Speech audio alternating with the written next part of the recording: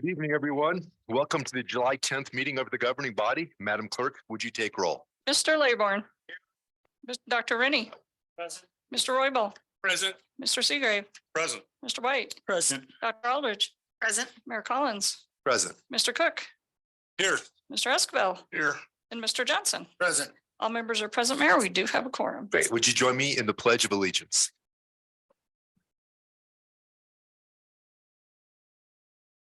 I pledge allegiance to the flag of the United States of America and to the republic for which it stands, one nation, under God, indivisible, with liberty and justice for all. Next item is number 4, consent agenda. All agenda items listed with the designation of CA are considered to be routine items by the governing body and will be enacted by one motion. There will be no separate discussion on these items unless a member of the governing body so requests and support by 2 other members is received. Any item removed from the consent agenda will be considered in its normal sequence on the agenda. All right, I'd look for any items a member of the governing body would like to remove from the consent agenda. And I would ask that items number 21 and 22 be removed because I was gonna do they're, that. okay, great. They're out of order with our process. So at this time, anybody want to move an item? Mr. Cook? Yes, Mr. Mayor, if I may, you're already aware of it. I would like to remove item 21 and item 22 from the consent agenda. And really that is just like you alluded to, Mayor, that's just for a sequencing issue with what's related. Concur. Concur. Okay, we've moved items 21 and 22. Anyone else in the governing body? Mr. Mayor, Dr. Rennie, I would like to remove number 28A 20A, alpha, 28 alpha. oh, 28 alpha, okay. Concur. All right, 28 alpha is off. Anybody else? Mr. Mayor, Mr. Laybourne, 26A.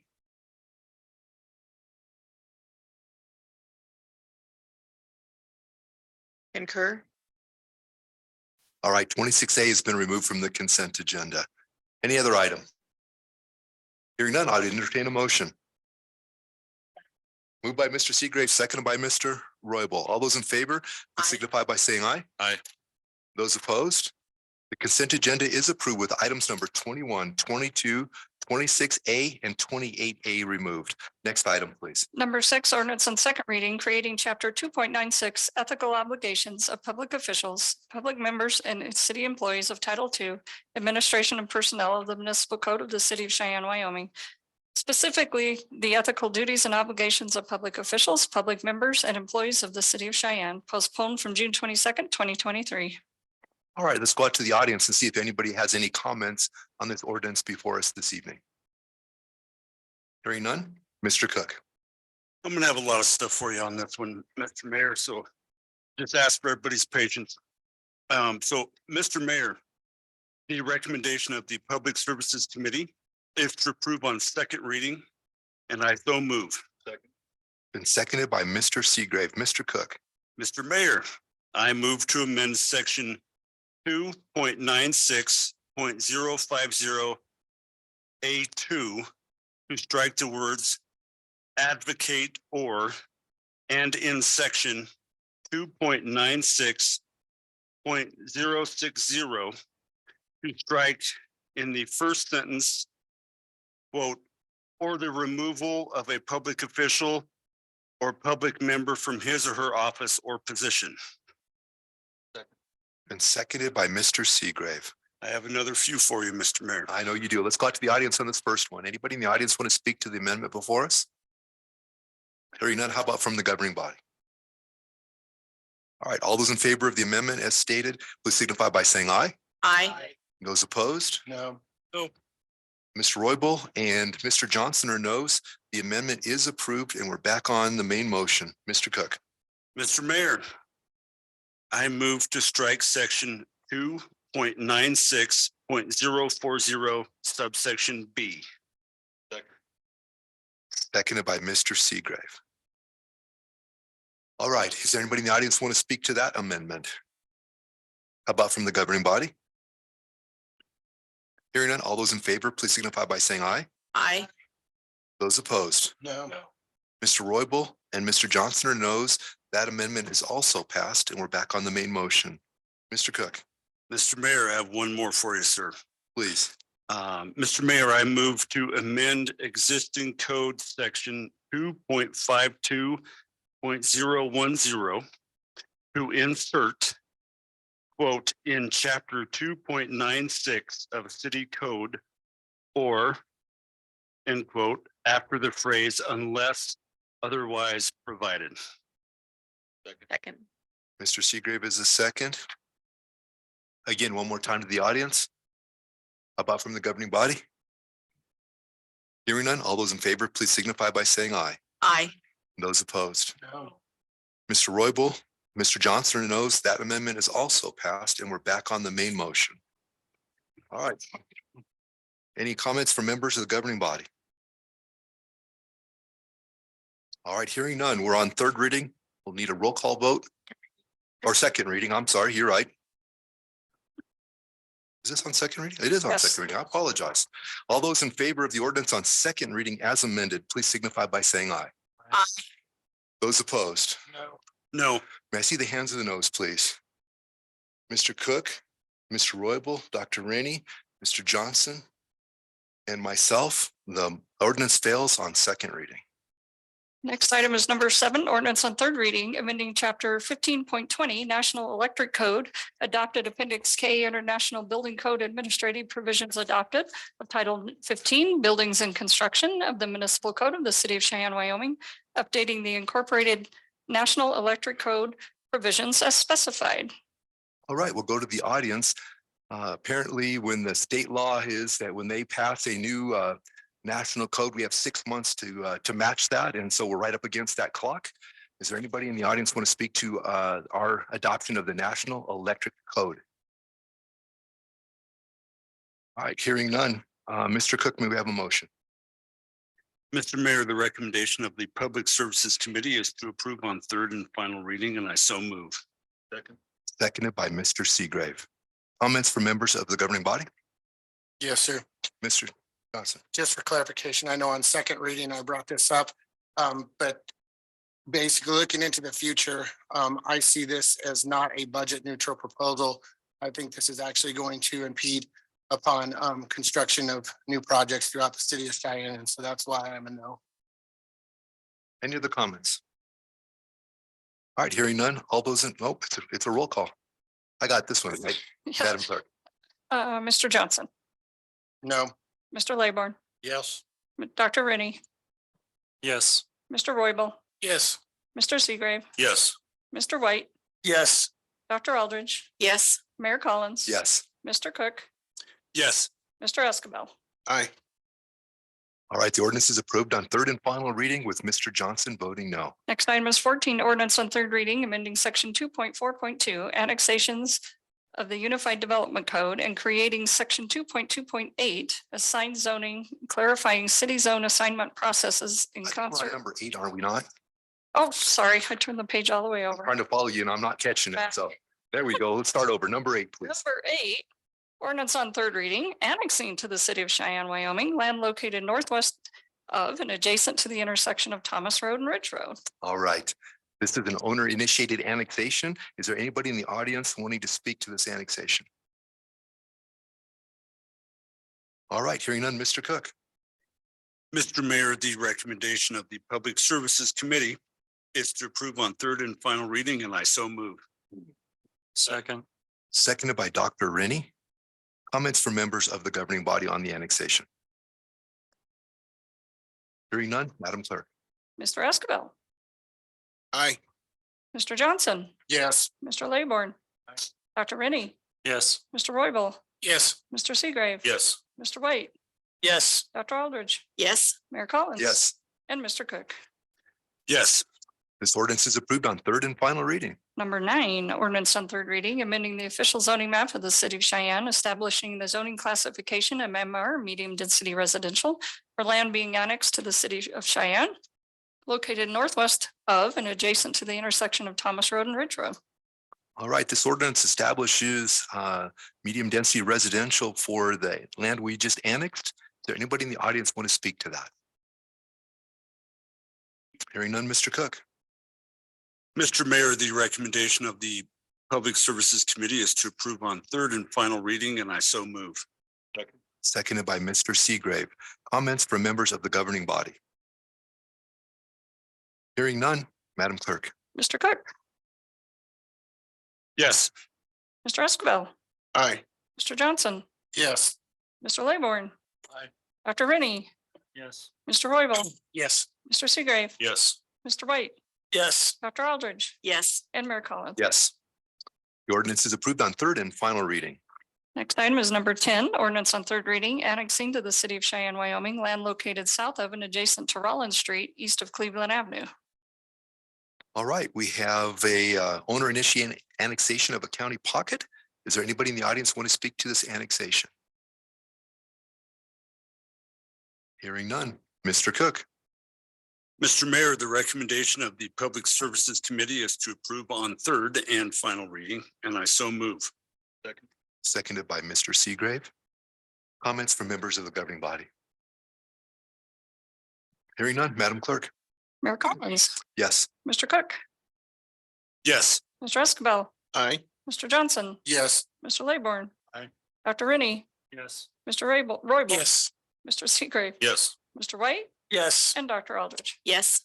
The ordinance is approved on third and final reading. Number 11, ordinance on third reading, amending the official zoning map of the city of Cheyenne, establishing the zoning classification of MR medium density residential for land being annexed to the city of Cheyenne, located south of and adjacent to Rollins Street, east of Cleveland Avenue.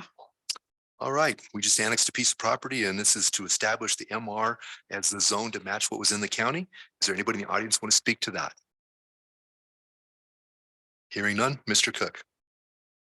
Mr. Mayor, the recommendation of the Public Services Committee is to approve on third and final reading, and I so move. Seconded by Mr. Seagrave. Any comments on the zone change by the governing body? Hearing none, Madam Clerk. Dr. Aldridge. Yes. Mayor Collins. Yes. Mr. Cook, Yes. Mr. Escabel, Aye. Mr. Johnson, Yes. Mr. Laborn, Dr. Rennie, Yes. Mr. Royball, Yes. Mr. Seagrave, Yes. and Mr. White. Yes. This ordinance is also approved on third and final reading. Next item is number 12, ordinance on third reading, amending the official zoning map of the city of Cheyenne, establishing the zoning classification of AG agriculture for land being annexed to the city of Cheyenne, Wyoming, located southwest of and adjacent to the intersection of Holland Court and Ridge Road. All right. This is a piece of property we annexed a few months ago, and we're establishing the agricultural zone to match what was in the county. Is there anyone in the audience going to speak to that AG zone change? Hearing none. Mr. Cook.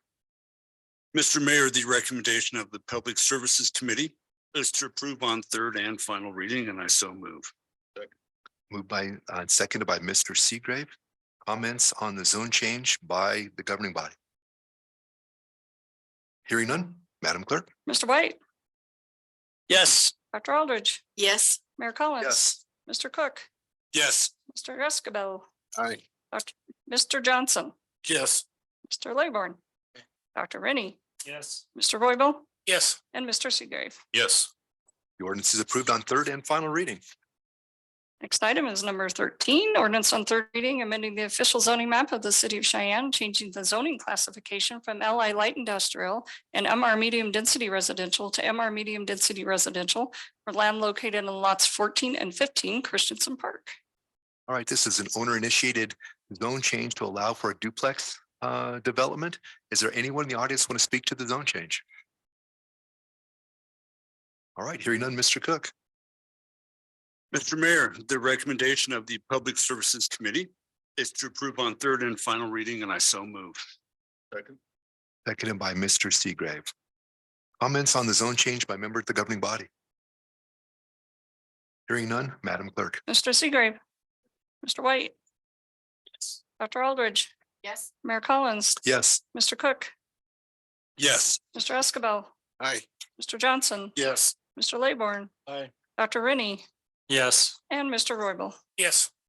All right, this ordinance is also approved on third and final reading. Next item is number 14, ordinance on third reading, amending section 2.4.2 annexations of the Unified Development Code and creating section 2.2.8 assigned zoning, clarifying city zone assignment processes in concert with annexations and when removing city zone districts. All right, this is an ordinance that would basically assign a zone to a recently piece or an annexed piece of property that would most closely match what the zone was in the county at the time of annexation.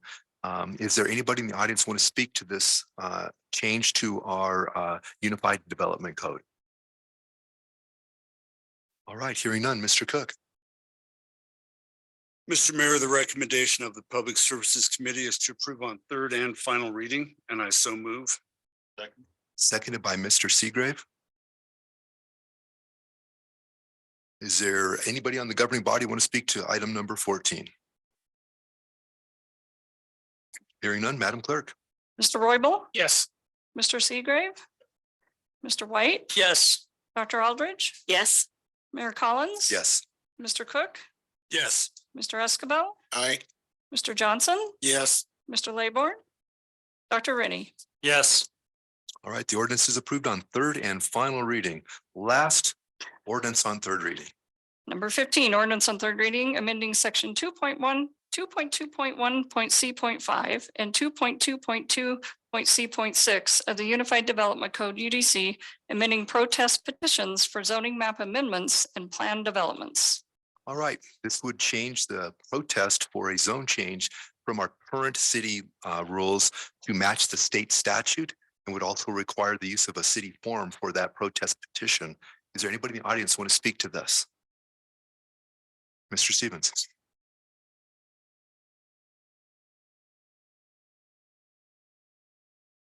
Good evening, sir. Good evening, Mayor, Council. Jason Stephen representing Bedrock Development. I just wanted to come forward and again state that I believe that this is a good change to the Unified Development Code. One that brings it better in line with state statute. Right now, the way the petitions are set up could be pretty disproportionate as to the landowners that could create or the situation for a petition. So following state statute there, I think is a great idea. Also having a standard format and form for those petitions. Protest petitions, I also believe is a good idea.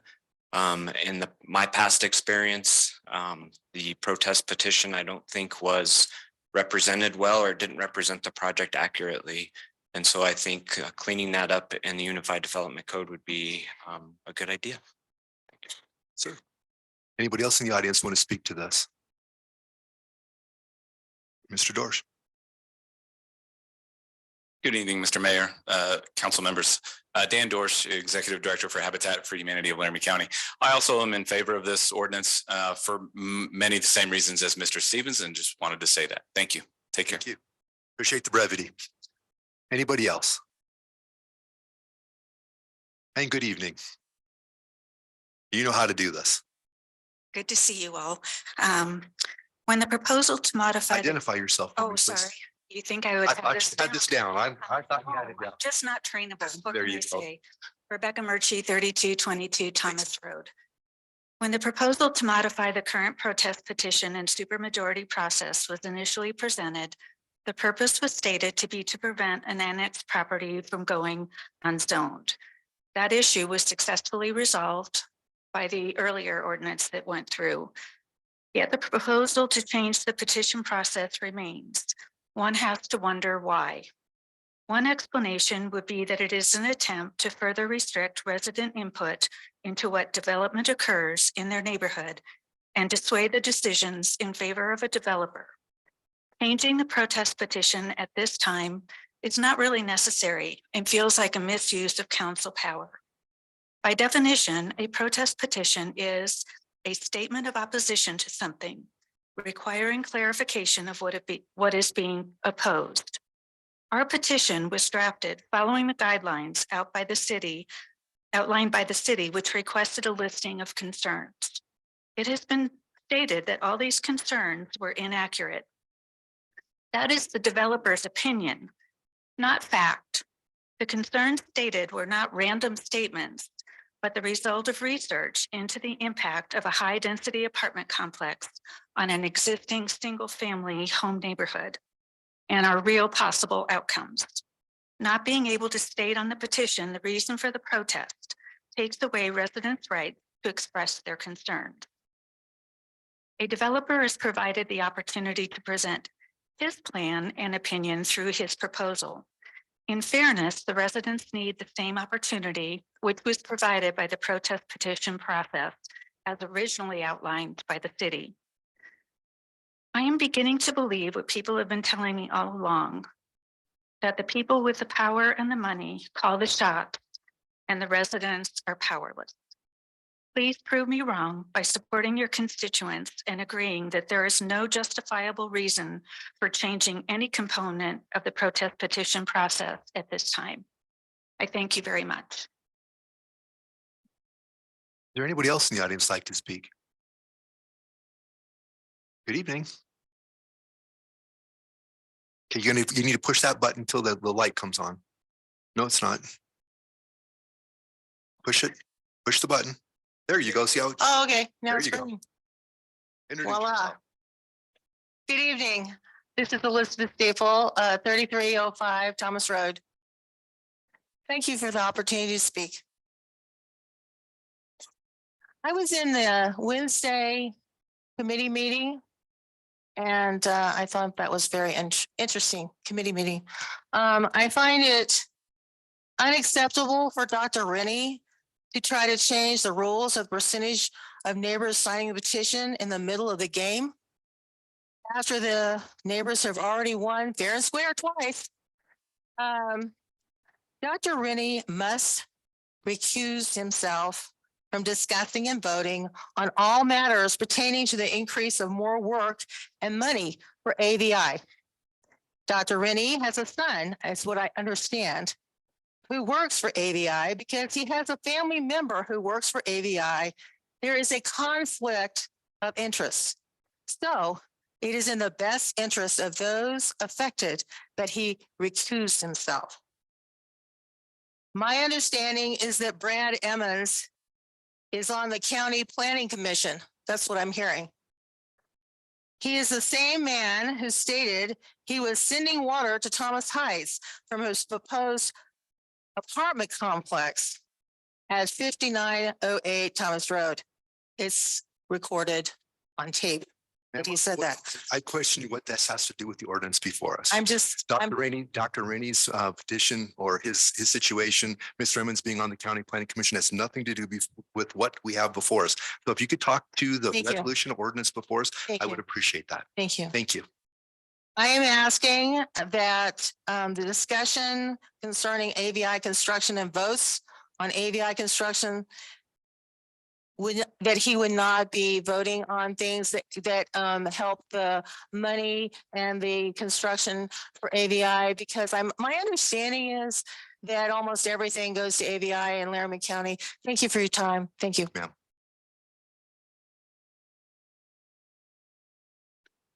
Good evening. Peggy Escamilla, 3231 Smith Place. I just wanted to say that I concur with what Rebecca Murchie had to say. And I also find this mapping out of who is eligible to file a protest petition. I find that very confusing, and I guess maybe I just don't quite understand, but I do think it is quite confusing. And the little map they had up here the other day was the little red lines. I don't know what the little red lines mean. And if there is any way that that can be clarified, but again, I don't really see a need to change the process, especially since it hasn't been used very much in the last, you said 20 some years. Yes, ma'am. So I'm not real sure why we need to change it. Thank you. Ms. Murchie, I think one of the things I can share with you is those little red lines. The petition that you brought would have been valid with either the old way or the new way. So there wouldn't have been a difference. Your protest would have been valid. And with a 7-3 vote, that zone change would have died both times. So if that gives you some solace. Well, I just find it kind of confusing, I guess. I don't know all about how the crow flies and all that stuff in there. So anyway. It can be confusing, ma'am. We appreciate you. Thank you. Thank you. Anybody else in the audience? Oh, there you are. Michael White through you, Mr. Chairman. Before I make a comment, can the Public Service Committee refresh my memory on how they voted that day on this item?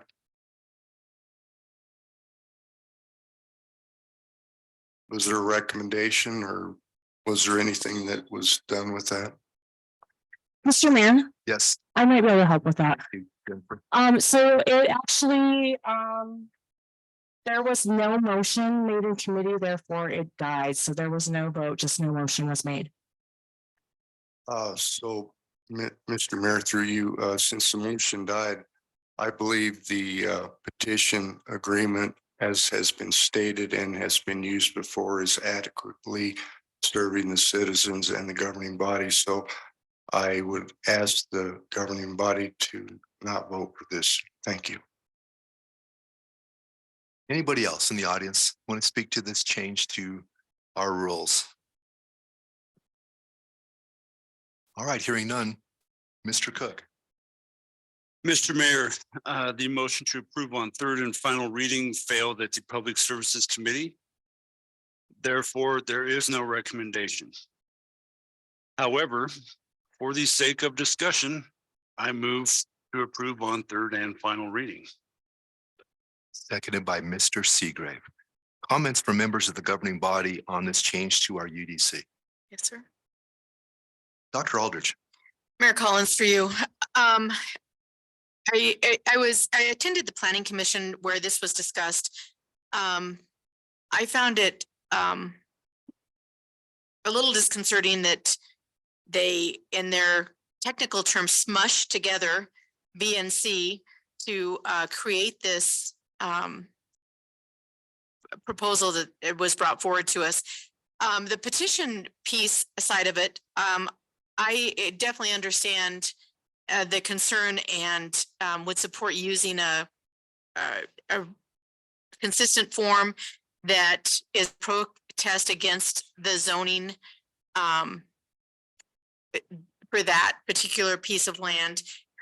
Understanding, and have verified this multiple times with different planning commission members and while we've been in committee, that that does not prevent anyone from adding something to that petition. There can be additional flyers, there can be additional information shared, there can be opinion shared, all of those things that normally are done when people collect signatures. But I think it would make it easier for the clerk's office and for add consistency for people who are signing the petition to have a consistent form. Unfortunately, I don't agree with the change in determining the percentage or the number of landowners required to implement the protest petition. So for that reason, this evening, I'm going to be a no, even though the petition, consistent petition idea, understanding that can be added to, I think is a good idea. Anybody else in the governing body? Mr. Mayor, Dr. Rennie. I tried to do this committee. I'm going to try and do it again, but it's not actually part of the it's not part of the ordinance, so I'm not sure how to do this, but the ordinance brings us in line with state statute. State statute says that 20% of the landowners, and it's by land, not by residence, by land ownership, not by residence, can forward a protest petition. And as my colleague from Ward 2, Councilman Seagrave, brought up 2 weeks ago, that means that potentially one person could block a development. I think that's wrong. So I had made a motion in Public Service Committee to change the ratio from 20% to 50%. And like I said, I'm not sure where to put it into the ordinance because the ordinance just refers state statute and the 20% is in state statute. But somehow I would like to make a motion to amend our ordinance to change that reference. Is there a second to that? Second. Seconded by Mr. Cook. And Mr. Mayor, if I can add one more thing. Please.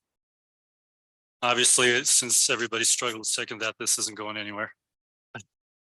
But all of us, I think, received and evaluating the economic, that's not the right one. We'd received a publication from the Growth Lab on housing in Wyoming constraints and solutions. And if you read through that, page 15, which carries over to 16, says one of the constraints is protest petitions at a 20% level, and suggests that one of the things that we need to change ordinance wise is to revisit protest petition laws. So taking their advice, and like I said, I don't think it's fair that one individual potentially could stop a development. That's the rationale for my motion. Madam Attorney, do you have any comment on the legality of going from 20% to, what was that percentage? 50%? I have a concern, the city can enact an ordinance that is more restrictive than state statute, but not less. There could be an argument here that it's less restrictive because it allows for more involvement by the public. So that'd be something I'd want to research if we move forward. This time we'd open it up to the public. We have a motion and a second to change the percentage from 20% to 50% of the land area.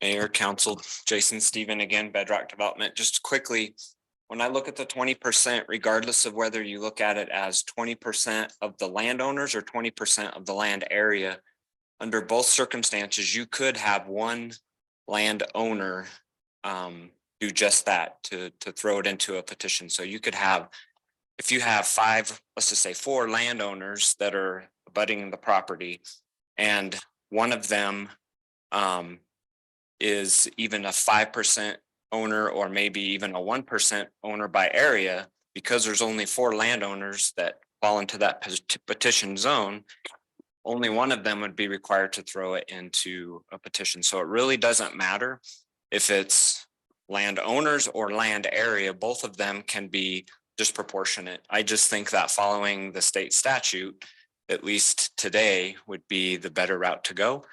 But I'm also in agreement with Dr. Rennie that I think that threshold of 20% is far too low. I'm totally in agreement with that. But again, I don't know how that would work when it involves state statute. Thank you. Thank you.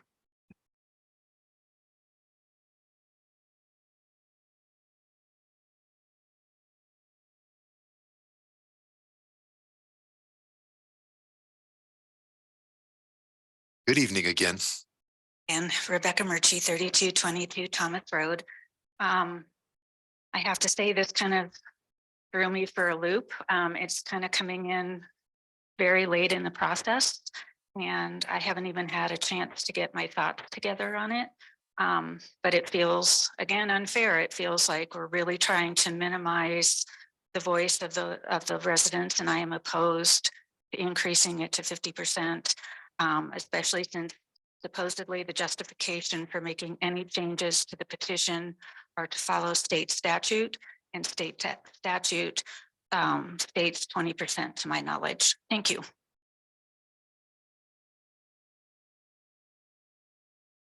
Anybody else in the audience?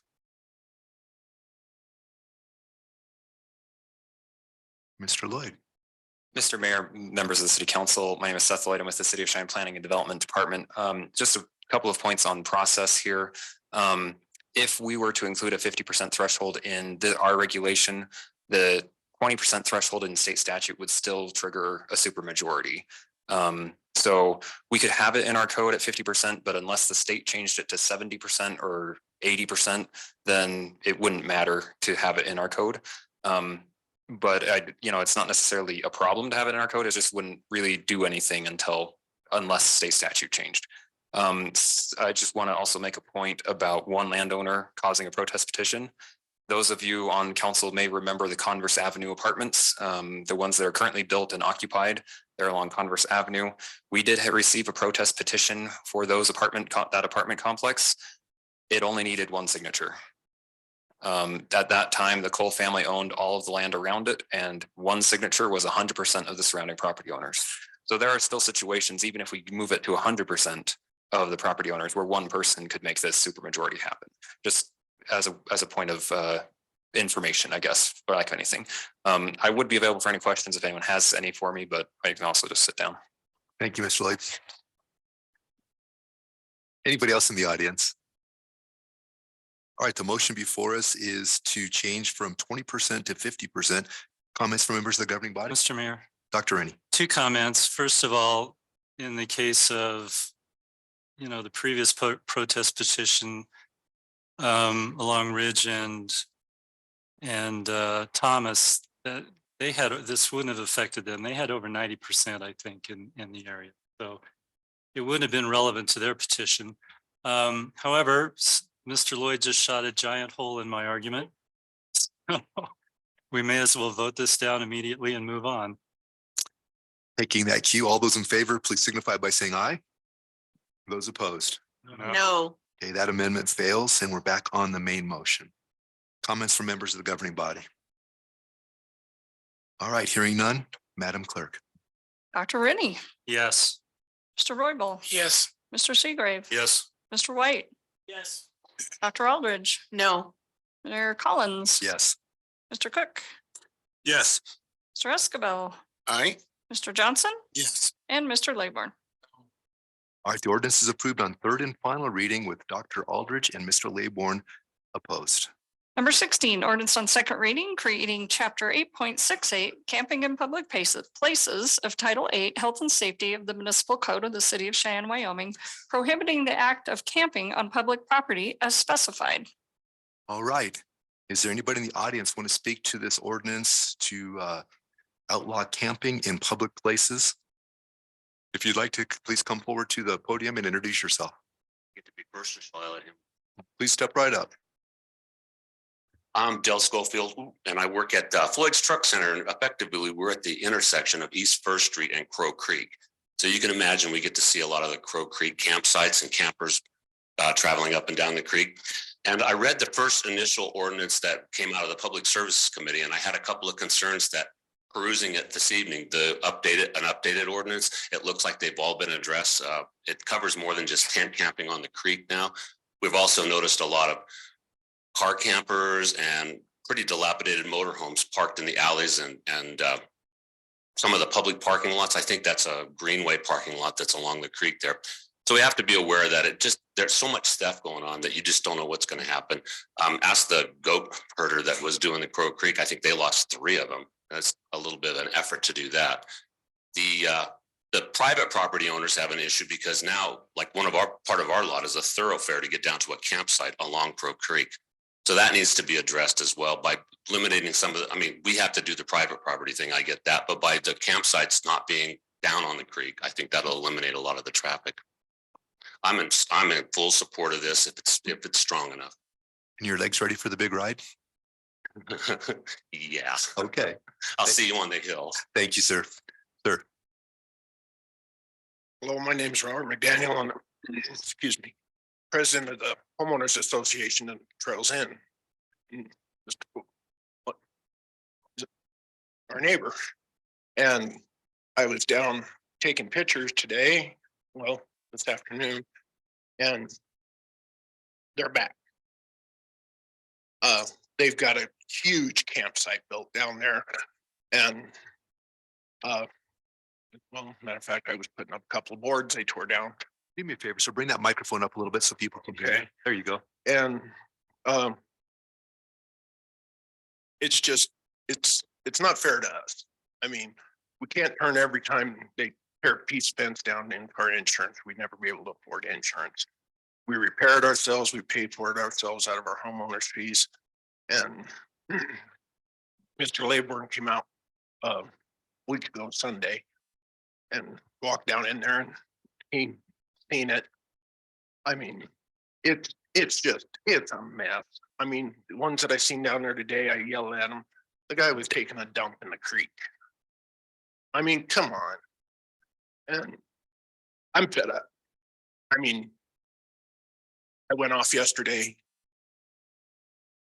I had just gotten the fence around our clubhouse and I mean, around the whole place finally put back together.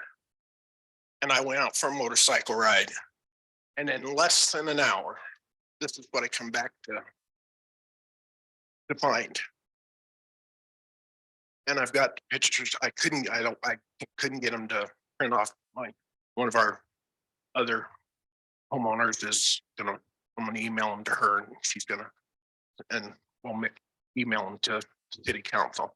We gotta do something because I mean, I wholeheartedly, the police come and they gave them 24 hours. Well, they were still there and they came back and they finally left. But I mean, it's up and down the creek from the South Creek Highway overpass all the way to Maury and maybe even beyond. You can see the trails going down through on Loomis's land and the refinery, but I mean, our homeowners are having their houses burglarized and property taken, and I know they have to go somewhere. But you know, it shouldn't be like this in an unsanitary condition. And I mean, they're just creating problems for our whole neighborhood. I mean, this goes over onto the other side of the interstate on I-80 South. That little pocket there between Fox Farm. There's a gentleman that lives over there, Mr. Laybourne's. Spoke with him many times. Him and his kids really love to use that greenway. But I mean, when you got somebody following you down the greenway with a hatchet in their hand, you know, what do you know? Understood, sir. Thank you. Thank you.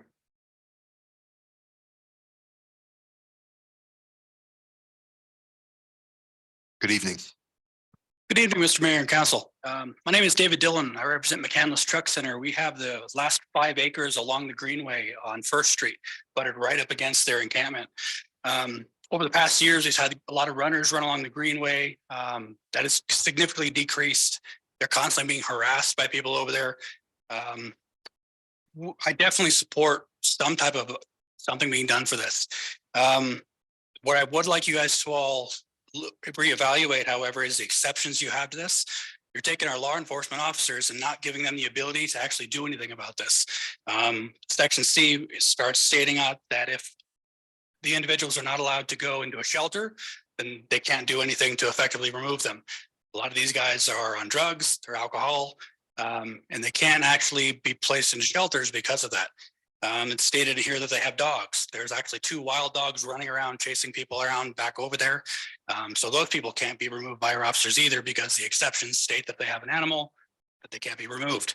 I can go on and on these exceptions. Just make sure that if we do pass this through, that the officers can actually do the job to this. This isn't just a placated bill to where people can say we passed this law, but the officers can't do anything to actually remove them from here.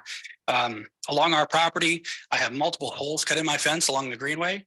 We repair it repeatedly. We have customers' vehicles being broken into. We have fuel being stolen. I've had 2 large sections of chain link fence on my property stolen off of it. Taking a walk down the Greenway, and I can see they're building encampments down in here, and they're stealing property from the neighboring buildings to make this down here. We try to chase them out every time we see them. I just chased a vehicle out that was trying to, what we believe, purchase drugs. They were over there. She was trying to wait for a lady to run over, and he handed him some money, and then she ran back into the bushes and he took off. I got pictures of the vehicle. But again, if we don't have current laws in place that the officers can actually do something about this, really all they can do is walk out, ask him to leave, show a presence, but we can't do anything to stop this. So if you guys can actually reevaluate that, that'd be really appreciated. Thank you, sir. Thank you. Ma'am. Hello, I'm Billy Hopka and I Really pull live that microphone down so it's right in front of you there. There you go. Thank you. better now. Yes, ma'am. Yeah, I'm Billy Hopka and I live over on East 6th Street and quite a ways from the Greenway, but I walk down there quite a bit. Take my dog everywhere in the neighborhood. Not the cleanest neighborhood. There's a lot of things I'd like to fix, but you go down by the Greenway and trash down there is disgusting. The camping is making it worse. They are dragging stuff in there, especially I'm seeing from Needs and they pile them in under the culverts and the bridges. And then when it floods, all that goes down creek. And nobody's picking that up. They're leaving that for us to do that. And my question is to you, is that one of our city parks? And if it is, why is it such a mess? Why is it not being taken care of like other parks? And is that up to the residents that live there? I'm organizing groups and I'm going down there and cleaning it up. Saturday morning, we'll be down there. Come and see what we're doing. The campers are very intimidating. The fact that they even have the opportunity to have drugs down there is amazing. And if my dog were to be bothered or I were to be bothered by another dog, it wouldn't live long. And I don't care what would happen if laws ways. That's unsafe. It's unsanitary and just not fair to the residents. We need to do something. And I'm all for the exceptions being strong. Thank you, ma'am. Anybody else here to speak to this ordinance before us? Good evening, sir. Good evening. Thank you for being here. My name's Chris Tavera, 618 Broken Wheel Court. I helped with getting Pete Laybourne to come down to our community center. And just the Friday before he was there, I was talking with Robert, the HOA president, talking, and all of a sudden something's burning. Look around, there's a fire coming up from the riverbed. They're burning plastics, they're burning wood, they're burning excrement. It's terrible. Went to see where it's coming from, verify. Robert called, had the police and the fire department there. But I ended up meeting one of the other HOA members, and she has a young daughter that is on oxygen. She can't open her windows or doors at night because of the fumes coming up from the river every time they burn a fire. It's a health issue. We've heard lots of people talk about the property. Property can be replaced. Health can't. So please do something for the health of the neighborhood, both the businesses and the homeowners. Thank you. Anybody else in the audience want to speak?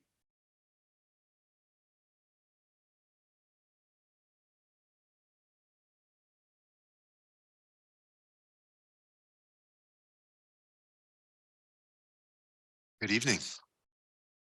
Good evening. I'm Kathy with Trails End. I have multiple pictures and I can email you all them.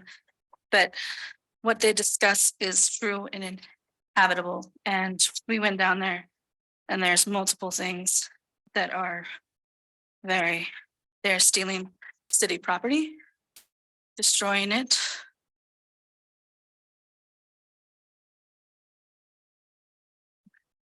They're taking things and making domiciles out of the creek bank.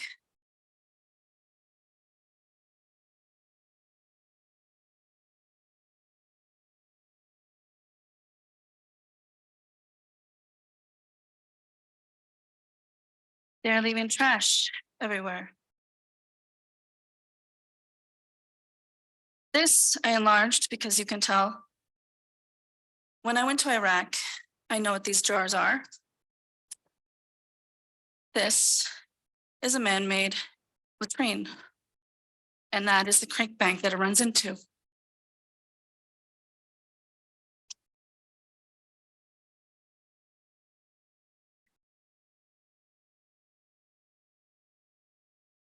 Additional trashes, destruction of our private fences.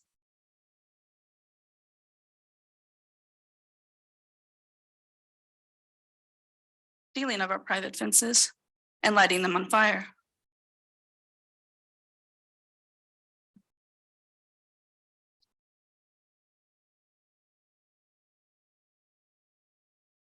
Taking whoever's property they can get a hold of. Taking parts of our houses off. This encampment, above this encampment is a highway. I-80, I believe.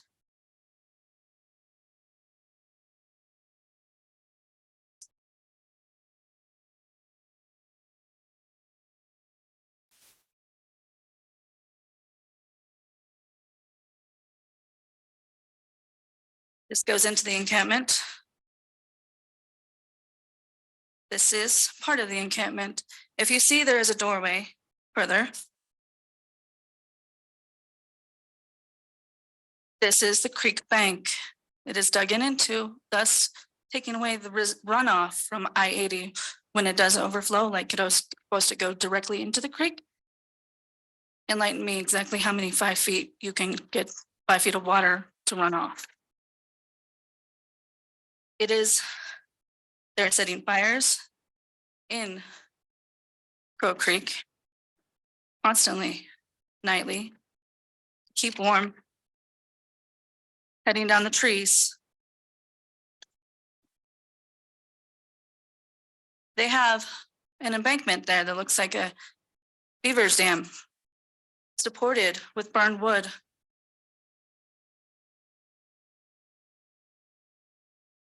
This, when you walk up to it, it looks like a beaver's dam. What is going to happen when the water can't go through the creek?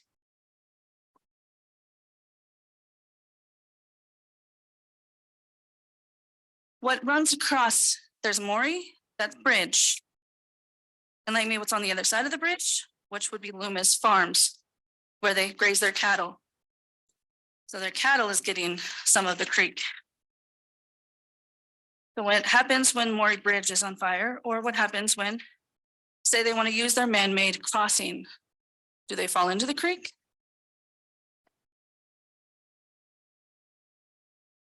Safety concerns, the trash that they leave aside Maury Bridge. The containers thereof are usually alcohol and God only knows what. And who's going to be exposed to that? The children that walk the Greenway, that walk the bridge. If you walk under the bridge, you'll see what happened to their last fire they had on the bridge.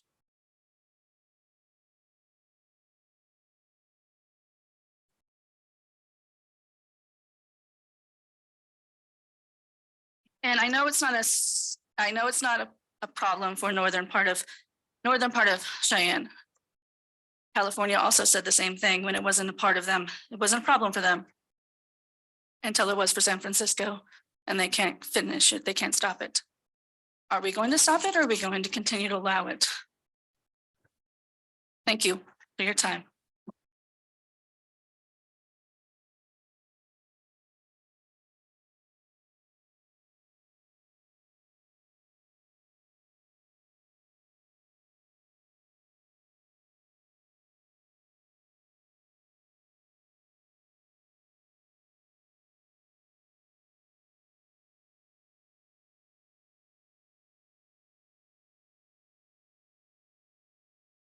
You want those pictures for the record?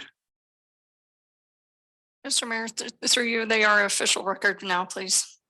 Thank you. All right, does anybody else in the audience want to speak to the ordinance before us?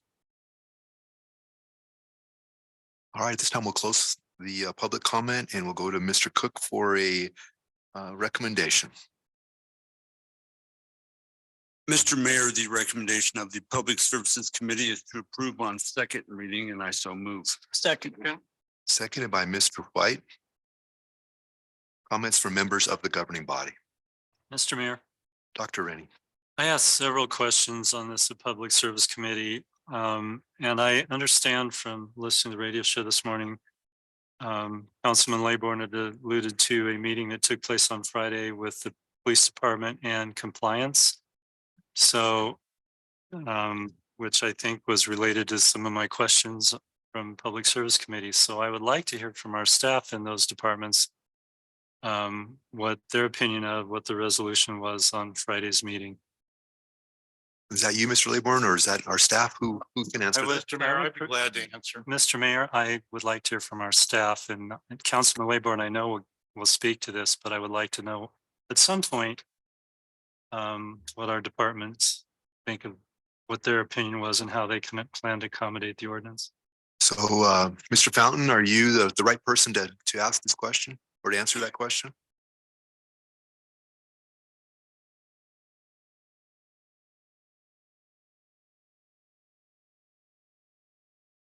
Good evening, Mr. Mayor, to you and to the council. We can support this 100%, sir. We were out there 6 weeks ago And what you've seen this evening is a continuation of what our department deals with on a daily basis.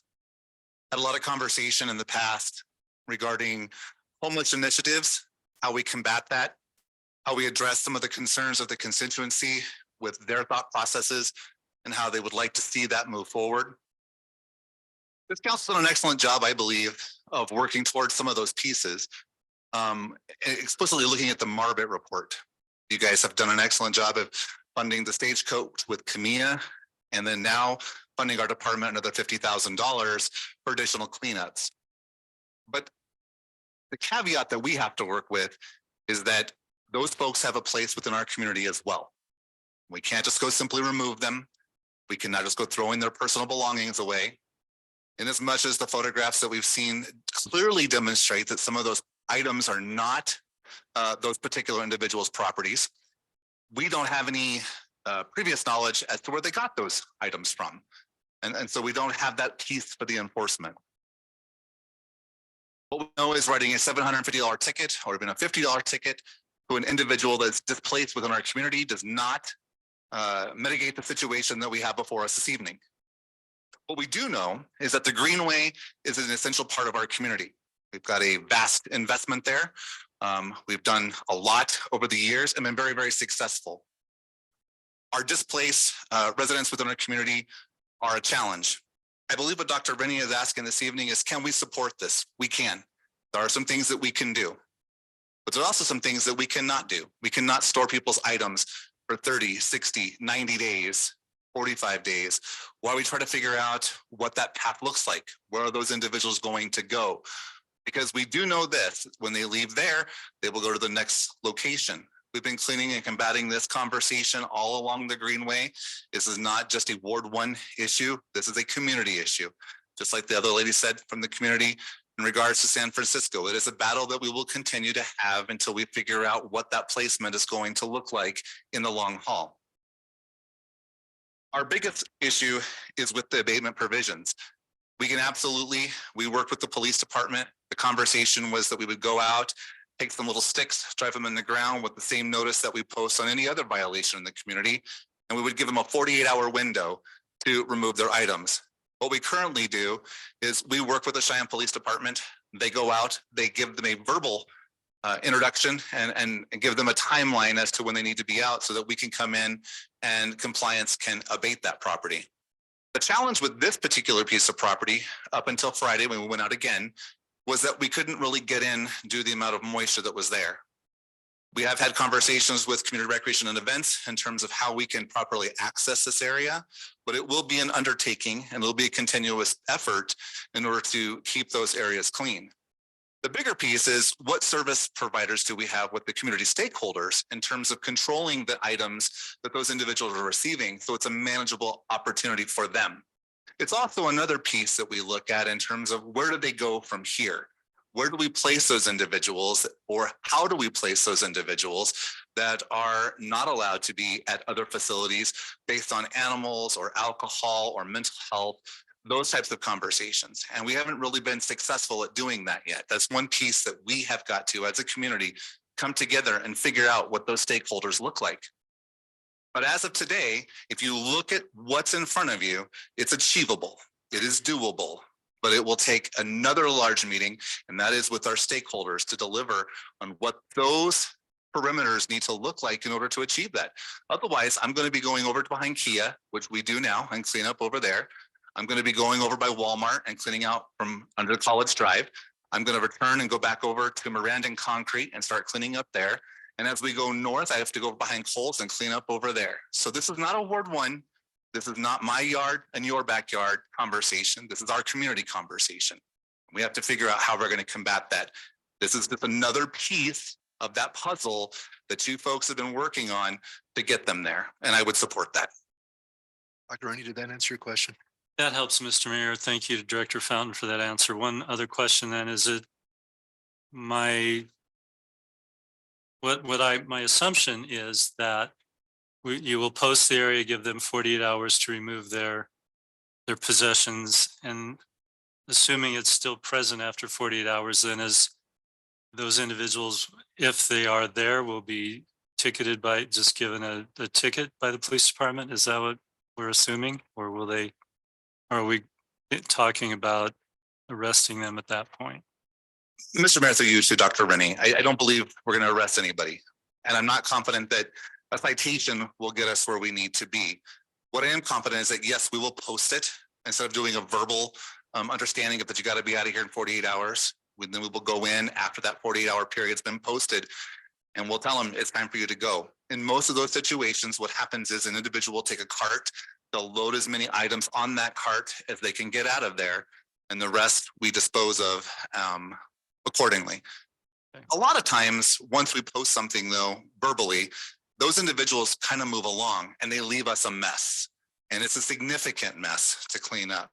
We talk about a pickup truck, and it's not a pickup truck, folks. Without the support of the Public Works Department and the fact that we have an employee that can operate a trash truck, I would just let you know it would be a loss. And so we would never get it cleaned up. But because we have that ability, typically we're hauling out a half a packer each time we do a site cleanup. It is substantial. And that is why, as much as it hurts, we have to begin to have those conversations with the community about what are we giving as a resource to these individuals and how are we helping them understand that's the perimeter of what you can have. Otherwise, we're going to keep cleaning it out. But yes, that would be the method. I don't know that the citation process is ever successful with a transient population. In fact, I think it becomes more of a thought process of how do we educate them to get out of that and get a better service and the benefit from the community versus a citation. Again, Mr. Mayor, thank you to Director Fountain for addressing my questions. Ms. Laborn, you're next. Well, for one thing, I want to hand out the signatures of the petitioners live in that area that we collected the other day. I think we've got Madam a pretty Clerk. good idea about this problem. It is hearing from the folks that are here tonight. And could everyone who is here tonight to speak to this issue or care about this issue and support our effort here, raise your hands, please. So I think that that's pretty indicative. And this is just a super difficult issue that is never going to get completely resolved in the city of Cheyenne. However, we don't have one neighborhood of the city where this problem can happen and happen again and happen again without our best efforts. We really understand the specifics of the detail and trust those individuals in the police department, the fire department, the nuisance department, and their good judgment in these situations. This isn't something you can write an ordinance for and just have a pretty strict, you got to get out of here situation. And I would point out that this ordinance in our meeting Friday was one with John Brody of the city attorney's office, who has really worked diligently on this issue. There are legal considerations here that might not make sense, but that are absolutely legal facts about how these human beings are treated. And some of that we talked about, and I believe is being worked on by Mr. Brody in his office. We got an email from him today saying that he wasn't prepared for that full substitute that he was working on that answered a number of these concerns we've heard tonight. It's just not ready yet. We can pass this tonight on second reading, go back to committee, take a look at the final product that I think will be have a number of items, particularly about the collection and what becomes of that property that's left at the site.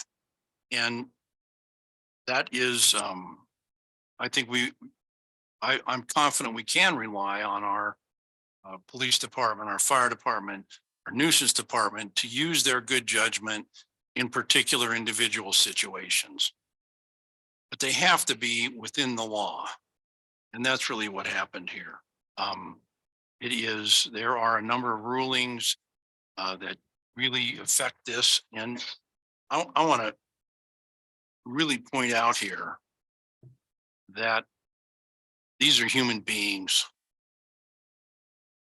who have many problems. And I'm very proud of our community and our city and all the effort that we make. We always have. Camille has been there a long time. Many people have worked really hard to keep it going and to keep it moving upward in terms of being able to accommodate families, as Mr. Fountain talked about in that report, and the acquisition of the Stagecoach Motel. You really have to admire the people that would work there and have to deal with the people that come in the door drunk or high and help them. And that's going above and beyond, in my opinion. And this, I think we do go above and beyond. But I want to point out that there's a real problem here in perception, what a community is and what responsibilities we have. And right now, over at this site next to the Greenway on Crow Creek, near to the vehicle dealerships, the truck sales, there's a cave. There's somebody living in that cave. Now that is absolutely unacceptable and unbelievable that it ever reached that point. So we really need to look at the worst case, work on what we need to do there, which I believe is covered and can be covered. I recognize the $50,000 that Mr. Eric here mentioned. I mean, we have resources, but who's going to take that job? And I've done a lot of cleanups along the creek over the years, and it is extremely difficult and in some ways dangerous. So we obviously need to take action, but part of this is attitude. And in committee, I heard the idea that this was somehow similar to a carnival game that's going to be coming to Cheyenne here at our carnival called Whack-A-Mole. And that we're going to whack one part of Cheyenne, and the people that with these terrible problems are just going to go somewhere else. So perhaps we shouldn't whack that mole. That kind of language, I think, is incredibly inappropriate in this situation. This is very serious. Obviously, the people that are here are wanting to help.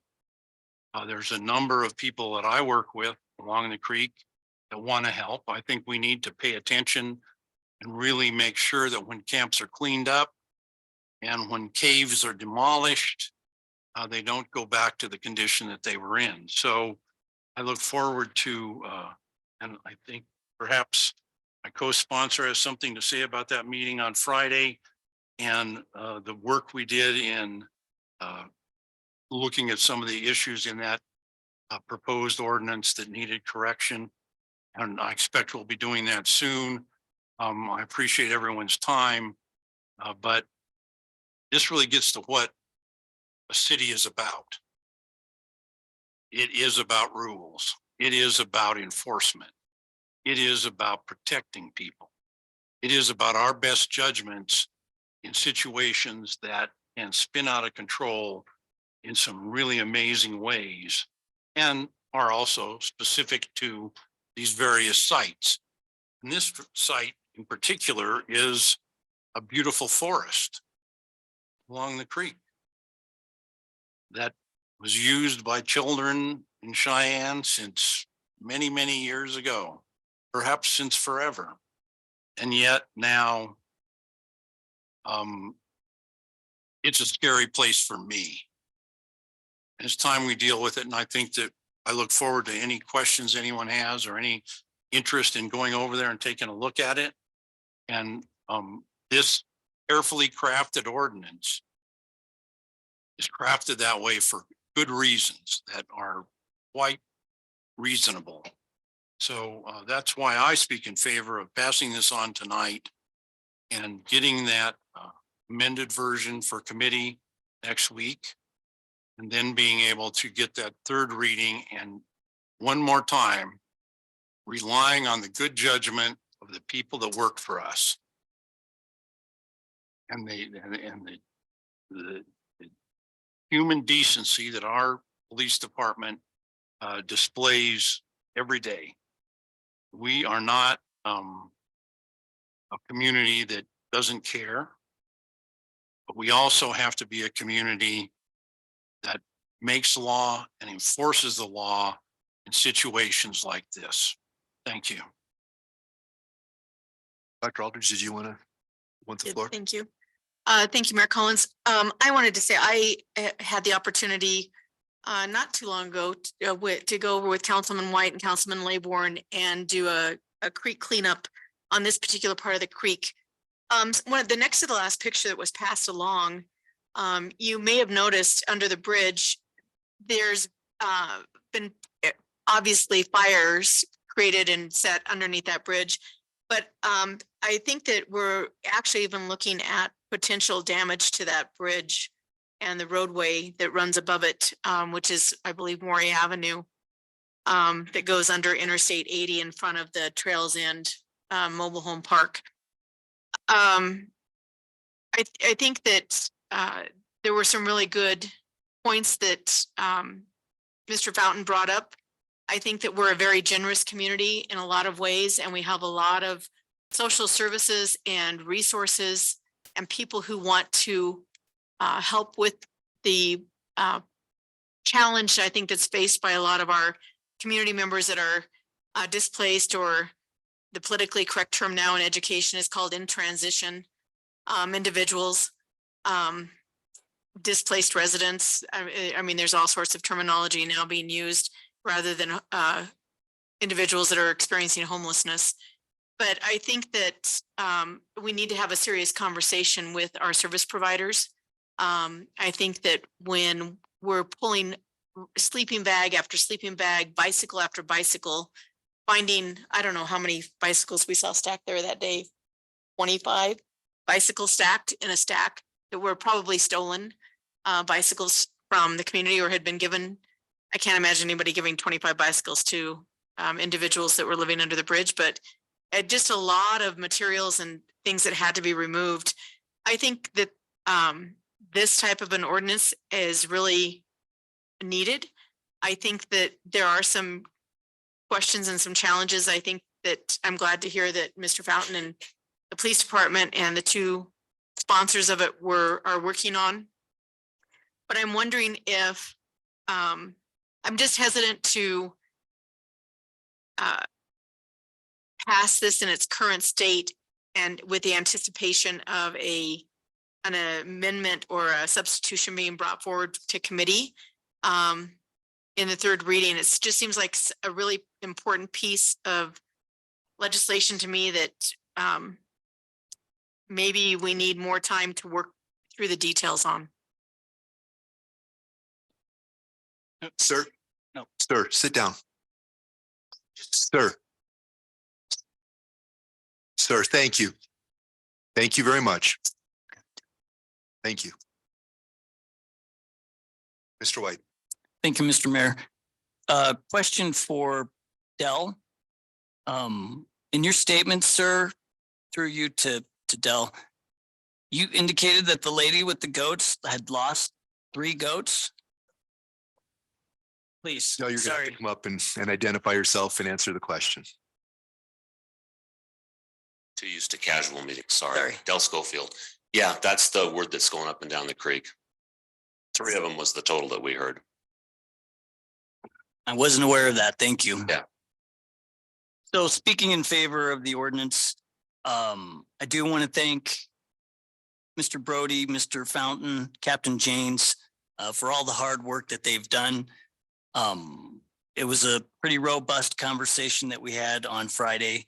But I think we were able to work through a lot of things. And as Mr. Fountain had indicated, this is Nothing that we do is going to be perfect. It's not going to solve this problem. A problem that is appearing more and more in communities throughout the country, unfortunately. But we talk a lot about health, safety, and welfare of a community. And I think this ordinance checks all those boxes.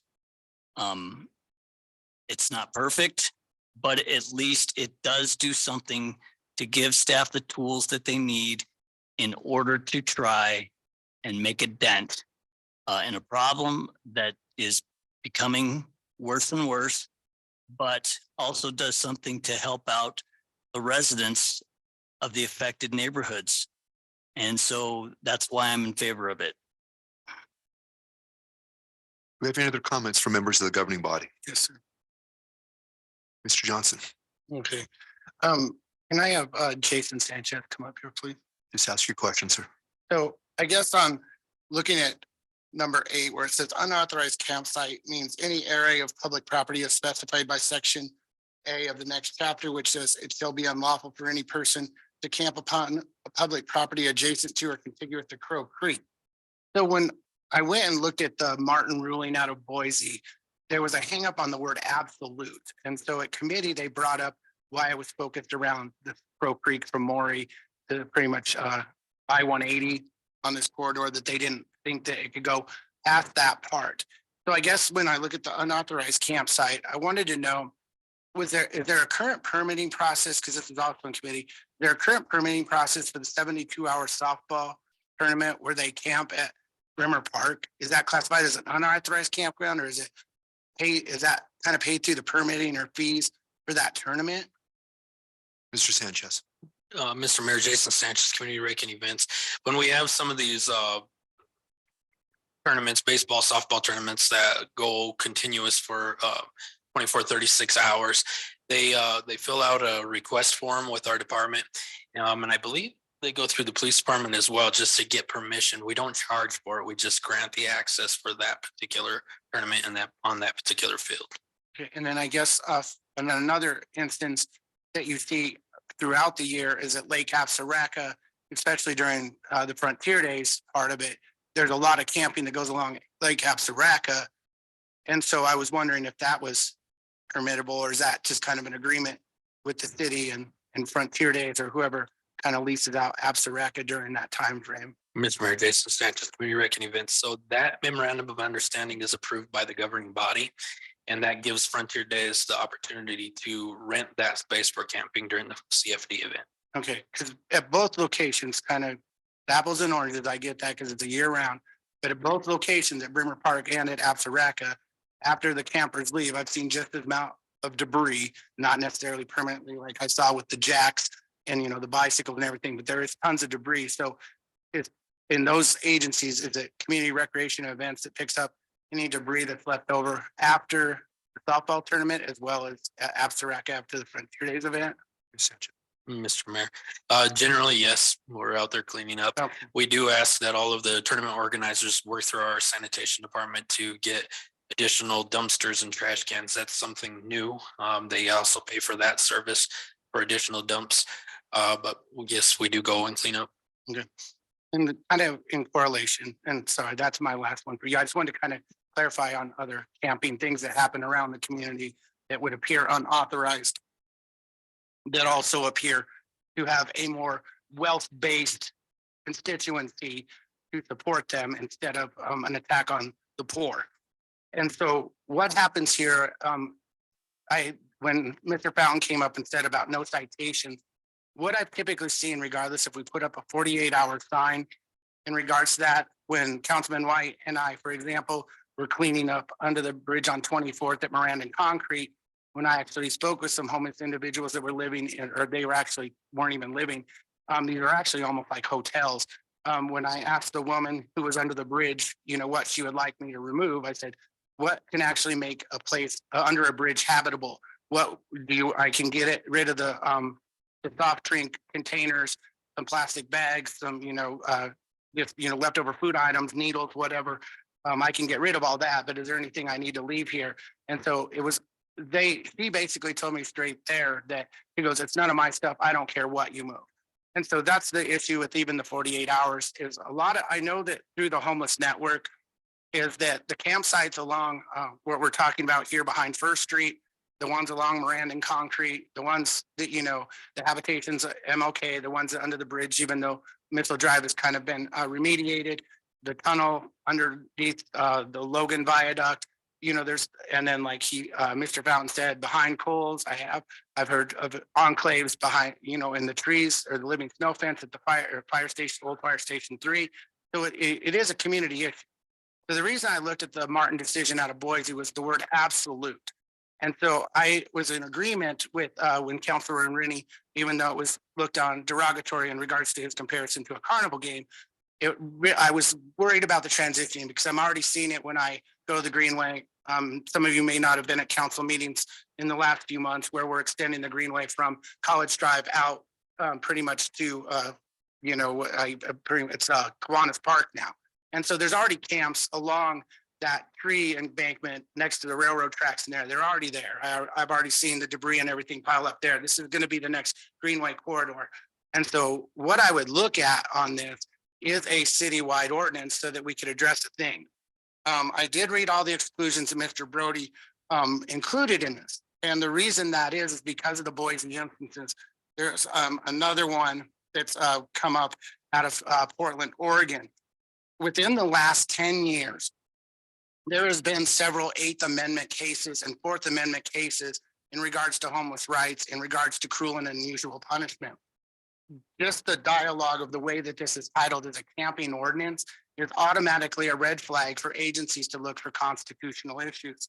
That's why Mr. Brody kind of put so many exclusions on this. As the member that owned the business on First Street said, you know, this kind of looks like it has no teeth, and it looks almost like it's in the spirit of a resolution rather than a law, because it doesn't look like there's any actual enforcement. What I've experienced when I've worked with the homeless is they are migratory. And so the person that may be at the encampment 2 days later or 48 hours later is not the same person that left the camp there. Yes, I see you're shaking your head, and I realize that there are individuals in this community that live there. Typically, like between 2010 and 2017, the community shelters population was roughly around 70% local. After COVID, when I've talked to Robin at that, it now is about 50-50 with transitional individuals moving through the community, where still 50% have a local address. That goes into the enforcement thing, which Mr. Fountain alluded to Dr. Rennie's question, is like, who's actually going to receive the citation? As per a lot of these 8th Amendment cases with cruel and unusual punishment, it kind of goes, how are you going to issue a citation that literally has no financial means to pay this? And then we know that the citation is most likely not going to get paid. They're not going to go to court to dispute this. And then basically, you know, a warrant would be put on paper that they would be put into the system to be caught in another community. There's no extradition that's going to be taking place for a camping ordinance. So across the nation, this has become an issue. Yesterday, I was in Denver, and at the Denver Art Museum, I saw their local ordinance posted on a sign in regards to, you know, staying in that specific or in that specific enclave that was like kind of a watershed. I've heard the stories about Denver. We even up here heard stories about Fort Collins this week along Mulberry, you know, that there's starting to be increasing camps. But as Mr. Fountain alluded to, we can't oversight human rights. And so that's why I have to go back and read all these case laws in regards to the 4th Amendment and the 8th Amendment to see what these cities have actually been sued for, so that we don't make the same mistakes. Because I like what John did with the exclusions, but I really would like to look at the review of the word absolute, because I believe, as Mr. Fountain stated, this is a community-wide issue. If I know that there's not going to be enforcement of individuals for punishment for, you know, leaving debris behind, as Mr. Laybourne and I have even cleaned up around the Crow Creek area a lot. I could also say the same thing for the roadways. I've cleaned up in the creek and along the roadways, and there is so much debris from people just throwing stuff out of their window that I almost pick up, you know, 6 or 7 trash bags along the roadway from just people throwing out litter compared to what's in there. So I know that the homeless individuals are causing a problem with as far as their large encampments and everything and debris down there. But it's also us as a city that are throwing all of our debris out the window that is, with our winds, are blowing it down in the creek bed and also causing all this to collect downstream. I mean, I have a collection of photos just to see what everybody drinks for alcohol in the city by all the shooters I pick up. That's just how minute this situation goes, you know, as far as the alcohol and mental illness that he brought up here. There is a lot of strong things in this ordinance, but I want to make sure that we are constitutionally sound before I pass anything. So I look forward to Mr. Brody's amendment or his substitution. The reason I'm stating this so long is because I know he's listening. I don't have time to meet with him over the next 2 weeks for his substitute. So I hope he will take my comments on record so that he can start reviewing additional amendments to his substitute. So thank you. Mr. Mayor. Mr. Laborn.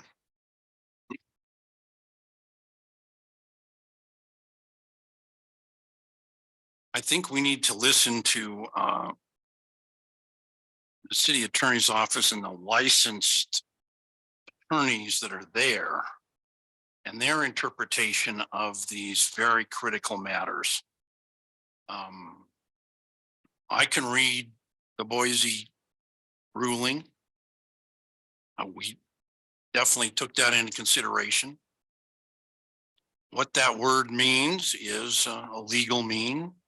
It's and this ordinance was very carefully written to avoid the very thing that was just mentioned, which is a challenge in court because there are people, and I'm not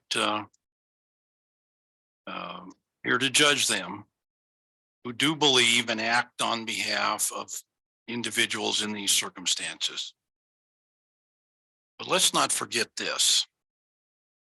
These people need help now. And if we get off into what people are throwing out the window of their cars in relationship to these dangerous camps, we're getting lost. We need to focus. And I want to point out that part of this reason, in fact, the primary reason we're talking about Crow Creek is because, as been mentioned here, it is an impaired stream by the Department of Environmental Quality. We spend a lot of money, as we just did, on the Pump House Wetland project that we approved last meeting. We do care about that water quality in the creek. That is a unique consideration. And that makes this a more powerful argument if it ever is taken to court. I would also point out that the question of fires is in there for a reason. And that reason is that the danger that comes with it. So I don't think we can possibly answer every single concern here of every single individual, whether they're up here on the dais or in the community. But we have a responsibility to deal with what we saw in those pictures, to deal with what these people live with every day. And we can do that. And we've got good people on our staff who are able to use their common sense and experience here. No, we're never going to have perfection. And I think some of us who have quite a bit of experience in cleaning up these camps can tell you that when that mess is left, we got to deal with it. And if we really take into consideration the experience that Mr. Brody has demonstrated in this matter, it might not make total sense to us on how those legal terms are interpreted and used in that ordinance. But I think we've heard enough, and I think I've said enough. So let's move on, and let's get to where we can help these people and not get off on tangents. Thank you. Anyone else in the governing body want to speak to this ordinance on second reading? All right, hearing none. All those in favor of the ordinance, please signify by saying aye. Aye. Those opposed? No. Mr. Johnson is a no. The ordinance is approved on second reading. Next item is number 17, ordinance on first reading, amending the official zoning map of the city of Cheyenne, changing the zoning classification from HI heavy industrial, AG agricultural, and county A2 to LI light industrial for land located west of Burlington Trail and south of and adjacent to HR Ranch Road. We'll assign this item to the Public Services Committee. Number 18, resolution approving water services by outside user agreement for properties to be known as Iron Horse Third Filing, Laramie County, Wyoming, generally located southeast of West Riding Club Road and Hines Boulevard. All right, this is a request to use city water to allow for additional density out in the county. And is there anyone in the audience who want to speak to this item before us? Mr. Kaufman.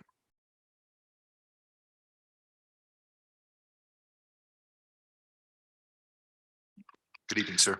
Good evening. Thank you, Mr. Mayor, members of City Council. If you'll indulge me for just a moment, I know you're probably getting sick of seeing me, but I'll be brief. Just introduce yourself for us, please. My name is Matt Kaufman. I'm a partner with Iron Horse Capital. Thank you. Development group here that's working on this project. With me in the audience is Casey Palma, Tyler Garrett, and Rick Thompson, who are all partners of mine as well in this. I just wanted to take a moment on final reading here for the council's benefit and discuss just a little bit what we haven't discussed so far, and that is why we're doing this and why our group believes that something like this matters for the city of Cheyenne. We believe that placemaking is important, and we're coming at this from a perspective of what is the vision for the city of Cheyenne, for our community on a long-term basis, and where are we going with future development? We recognize, as we've discussed at prior meetings, that we're kind of plagued with being landlocked by 5-acre development in the county. It's getting worse. It's not getting better. What do we do about that to create higher density without being absolutely real high density out in the county, but higher density development opportunities for people to live in this community? I've heard throughout this process, many people talk about, we can't have a one size fits all approach. And I support that sentiment and believe that's true, whether we're talking about affordable housing or whether we're talking about, the future of our community and progressive development. The vision for this property, though, was just that. It's what's the next step for community development? What's the next step for Cheyenne to prove up that there is a model for close-in rural development that can meet the needs of the community, that can place make for the city of Cheyenne, and also serve a conservation purpose at the same time. With that kind of backdrop in mind, I just would like to share with the council members sort of the 4 or 5 major challenges and obstacles that we've heard from many of you, as well as community participants through this process. The first challenge that we've heard is we don't have the water. And I'm here to tell you, I'm not a water expert, so I don't know. All I can do is rely on those individuals that are the experts, individuals at BOPU, for example. I'm sure many of you have seen, but back in March, BOPU, March 21st, 2023, BOPU addressed a letter to President Mr. Johnson and the City Council affirming, and I quote, BOPU has adequate water supply for this development. So with respect to the water supply, I know that there's an ongoing conversation about concerns with the Colorado River Compact, about the long-term outlook of water supply for the city of Cheyenne. But all we can go on today is the facts before us, and the facts before us are that BOPU has confirmed that there is adequate water supply for this development. The second challenge we've heard is that with respect to comparing a potential outside user agreement like this to other outside user agreements that have been awarded recently, one of the challenges that we've heard is that, well, some of those outside user agreements are for commercial and industrial purposes. And those commercial and industrial purposes support economic diversification and development for our community. They bring jobs. Actually, I hear that argument. And again, I agree with that argument. A slight side note to this, many of you may not know, but a number of years ago, I was appointed by Governor Meade to the Endow Committee. You might recall that effort, a statewide committee to look at how do we economically diversify Wyoming. I spent 3 years on that committee, traveling the state, including here in Cheyenne, talking to people. One of the number one concerns we heard from people, from economic participants, from business leaders, from those evaluating the prospect of coming to Wyoming to do business, was housing. Was one of the top, and right behind that was placemaking, the community, benefits and the community feel, the community look that people love. And I can say, having worked in the industry that I do, and over the last 4 or 5 years, Wyoming has gotten a lot of fantastic attention in the crypto and blockchain space. I've been a part of of helping recruit many of those companies. We've lost track of how many companies we've helped recruit. But I'm tired of giving CEOs and CFOs tours of Cheyenne, showing them around and then watching them buy houses in Fort Collins, because what they want isn't here. They're working here, but they're not living here because they're not finding what they want here. So I understand the idea of granting outside user agreements to support economic diversification, but part of economic diversification and meaningful diversification is meeting that housing need as we grow as a community. You know, the third challenge that we've heard is that a lot of these industrial and commercial users are time limited. You know, that their user agreements are only being granted for a period of 10 years. Again, we understand that argument that a residential development like ours is permanent. But again, I submit to you, I have not heard any evidence from any member of city government that I've spoken to so far that would really compare the water usage over time and what that looks like. Again, I'm not an expert in this area, so I can only rely on the engineers, the experts, and those at BOPU that we've spoken to. And what we're hearing is that residential use, particularly conservation-oriented residential use, like what we are proposing, pales in comparison to the industrial and commercial use, even over a 10-year period. So again, I submit to the council that argument, I understand it, but we're asking for you to take a hard look at that and weigh the long-term benefits of community economic diversification and growth in a direction that we want to see in this community. Fourth, we've talked about this a few times before. We've heard the discussion that every time we have rural close-in development, we're pulling tax revenue away from the city. Again, I understand that argument is there. We've reviewed the University of Wyoming study that was ordered by the city to be reviewed. I'll go on record and say we have some stark concerns with a few of the assumptions that were made in that study. One of those assumptions being that the majority of folks that would be building or moving into the county are moving from the city to the county, as opposed to taking into account those that are coming here from other places. But at the end of the day, that study, what it really found was that approximately $629 a person is what's being lost in revenue by the city. Again, I'm not making light of $629, but $629 is a drop in the bucket of what we spend as a community on trying to recruit businesses, trying to better our community, trying to create more opportunities for people and for businesses and to attract those individuals to our community. And as I've discussed with you all at the last few council meetings, we as a development group took it upon ourselves. We spent a year of our lives creating an improvement and service district just so that district could own, operate, maintain, and pay for this infrastructure that we're proposing, so that that's not a cost of the cities, that would be borne by the users themselves over time. And we looked very hard over the last few weeks at whether or not that mechanism and the statutes that mechanism is authorized under would be allowed to create a tax assessment or a tax vehicle to pay back to the city. I'm here to report to you today what we identified are a number of tremendous legal hurdles to do that. The statutes simply don't authorize a county authorized quasi-governmental entity to collect an assessment to pay to another governmental entity. So we're happy to continue that conversation. We're not closing the door on that conversation by any means, but I just wanted to report back to you. That was what we took the extra couple of weeks to evaluate and consider. Unfortunately, there's some challenges ahead there. And finally, we've heard that if as kind of the final challenge we've heard along this way is that if a development like this is approved for an outside user agreement, that creates a precedent, and all those that are behind it are going to have to be approved as well. And again, I would just submit to you all that that's just not the case. I'm sure, and again, I don't mean to be the lawyer and lecture on the law, but I'm sure you're all familiar with the legal standard of a governing body like this. If something is challenged, what do they look at? Is it arbitrary and capricious? Well, in my mind, it feels a lot closer to arbitrary and capricious to just have a one-size-fits-all answer. We're just not going to do this. Versus your job as electeds to evaluate the facts and circumstances as they come before you. Every project is distinguishable. Every project is different. This project, as you've all heard, is a half a mile north of the Van High exit, half a mile from the nearest water tie-in. It's surrounded by already developed property. We know that there are other individuals in the area with well difficulties and well problems.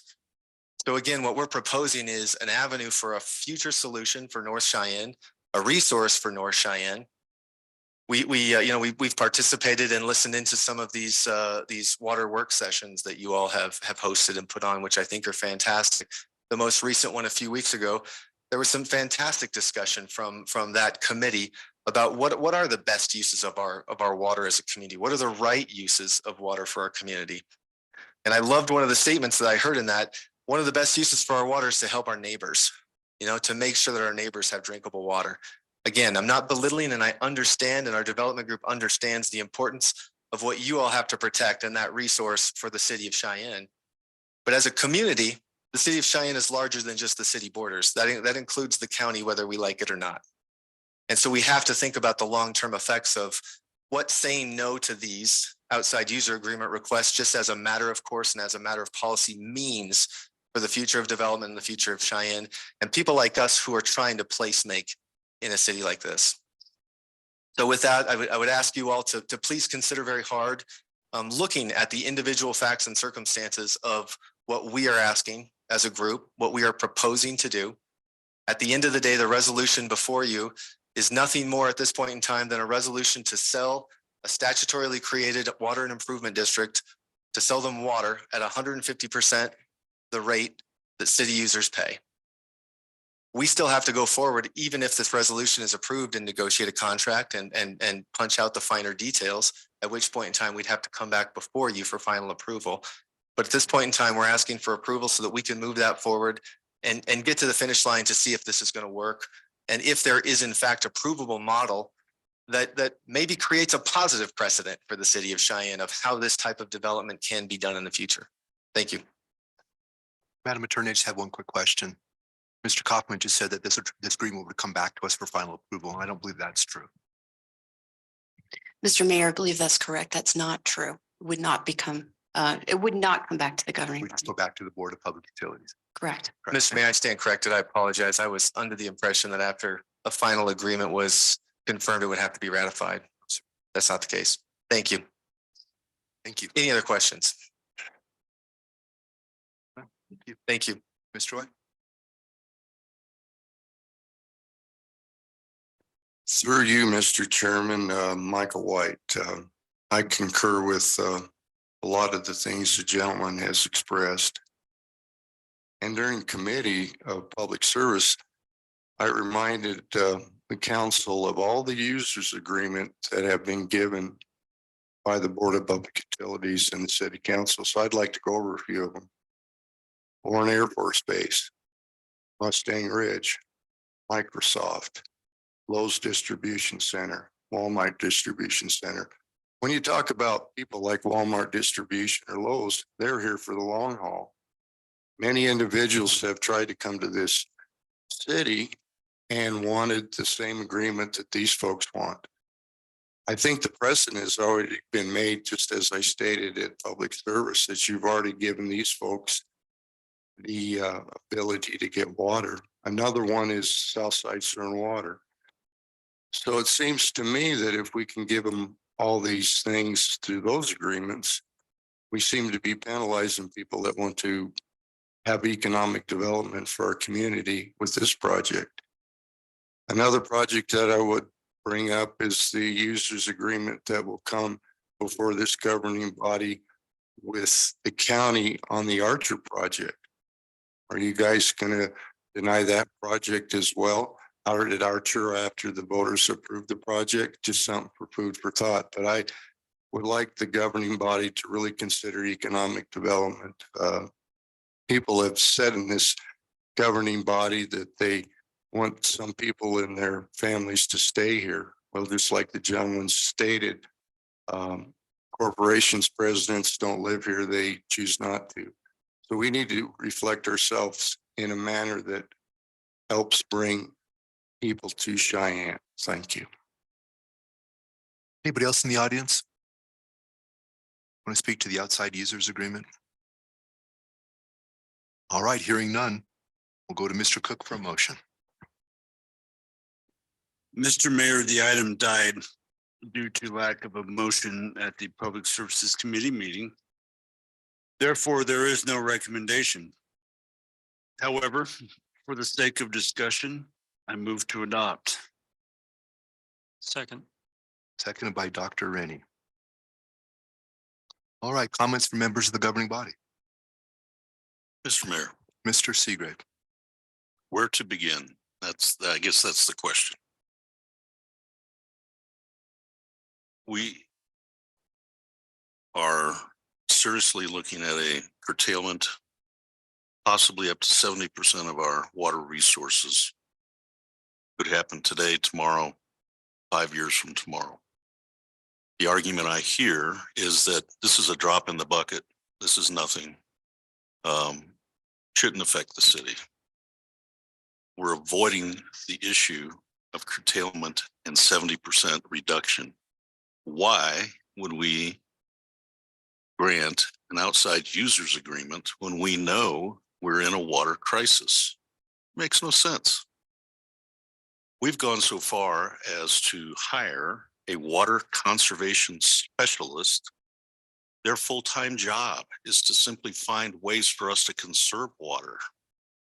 Why would we allow an outside user project like this that's going to go on for potentially centuries, well into the next century, compared to a commercial, which I believe they're talking about the US gold mine that was brought up earlier, a 10-year duration. We just heard that there are no projects like this, or there's not a possibility for a project like this that would keep the corporate CEOs here. Mr. Mayor, as you might recall, approximately 15 years ago, we changed city code to create acreages that did not require curb and gutter and sidewalk, so that the city could develop those projects within the city boundaries. No demand. They haven't been built. We were told they would be. Hasn't happened. There's not the demand for that product. We heard that there are well issues. I haven't heard that. County Commission continues to allow 300 or 400 wells a year to be developed out in the county. If there is a serious water issue, why does the county commissioners continue to do that? I have not heard that from our county commissioners. We have discussed water rationing within the city.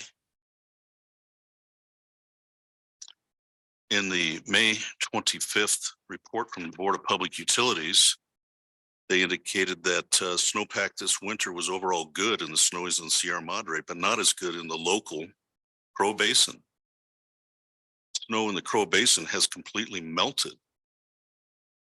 So I don't know that we can look at the state of Wyoming that had in some areas record snowpack this year. Didn't happen here. Didn't happen in the Crow Creek Basin.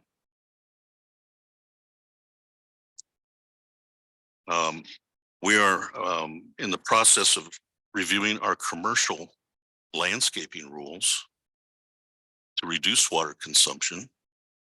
Why would we do that? Because we don't have enough water. That's why we do it. Microsoft has been giving out free water conservation kits. Why would they do that? Because we don't have enough water. And yet we're looking at outside users agreements that go on forever and ever and ever. It just doesn't make any sense to me. This is a precious product. The residents of the city of Cheyenne have spent tens of millions of dollars, maybe in excess of $100 million, to create a piping system that runs 100 miles that we maintain to bring water to our community.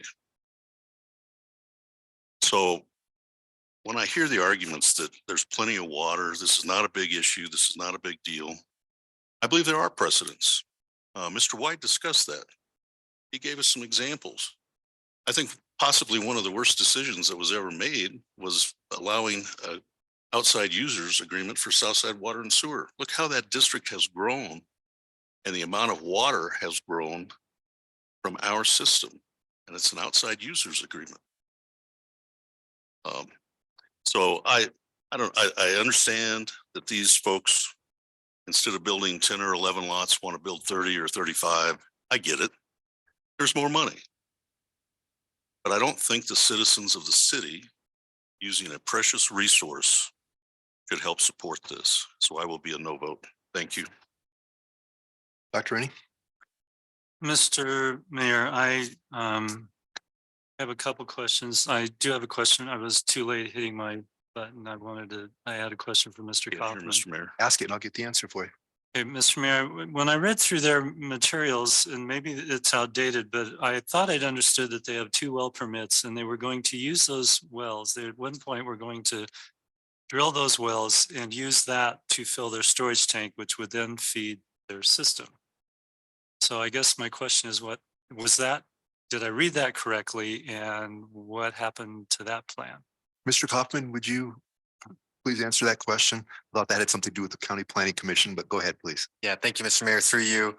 Yes, when we submitted the development plan to the county, frankly, we submitted it with 2 alternative options. One was to seek an outside user agreement with the city of Cheyenne, and the other was to get a private well with a storage facility. So they were alternative plans. However, in our last hearing with the Planning Commission, the County Planning Commission placed a condition on us that they're requiring us to seek an outside user agreement from you all, which turned us back to this process. Okay, Dr. but thank you, Mr. Mayor. I want to confirm this. So then at one point before the county said, go talk to the city, you were doing 2 wells for the entire 33 units and 33 residences and not 33 separate wells. Is that accurate? Are you better or Casey better to answer that Yeah, question? Mr. Mayor, I was just going to say Casey Palma here with me would probably be better to answer that question than me. Mr. Palma?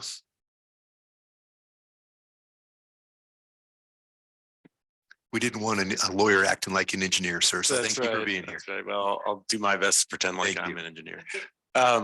Identify Mayor, yourself for the record, please. Casey Palma, Palma Land Planning Agent for the owner. I'm also a partner in the project.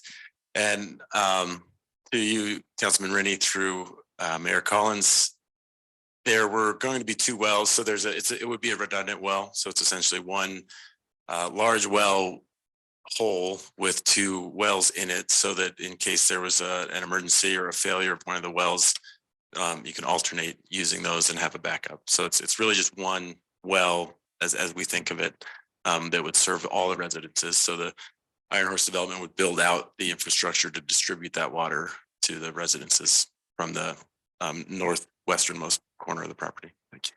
Okay. Dr. Rennie? Thank you, Mr. Mayor. Then I have a question for Mr. Strong from Board of Public Utilities. Go ahead and ask it. I'll wait for him to get up here. So, Mr. Mayor, I'd like to know, as it is, are we running a line up to the north end of their property where the storage tank was to be located, and then it becomes a consecutive system after that? Or are they running the line from Vandehei or wherever the nearest one is? Mr. Strong. Mayor, through you, Frank Strong with the Cheyenne Board of Public Utilities. It is the BOP's recommendation that where they tie to our existing system at Vandehei, that's where it becomes their system and they would run it all the way up to their development. Okay, so Mr. Mayor, then that was my one concern was if there were system development fees that would cover our expenses to run the line up there, but obviously there will be no expenses to Board of Public Utilities if they tap off the Vandehei line. Is that correct? Mr. Strong.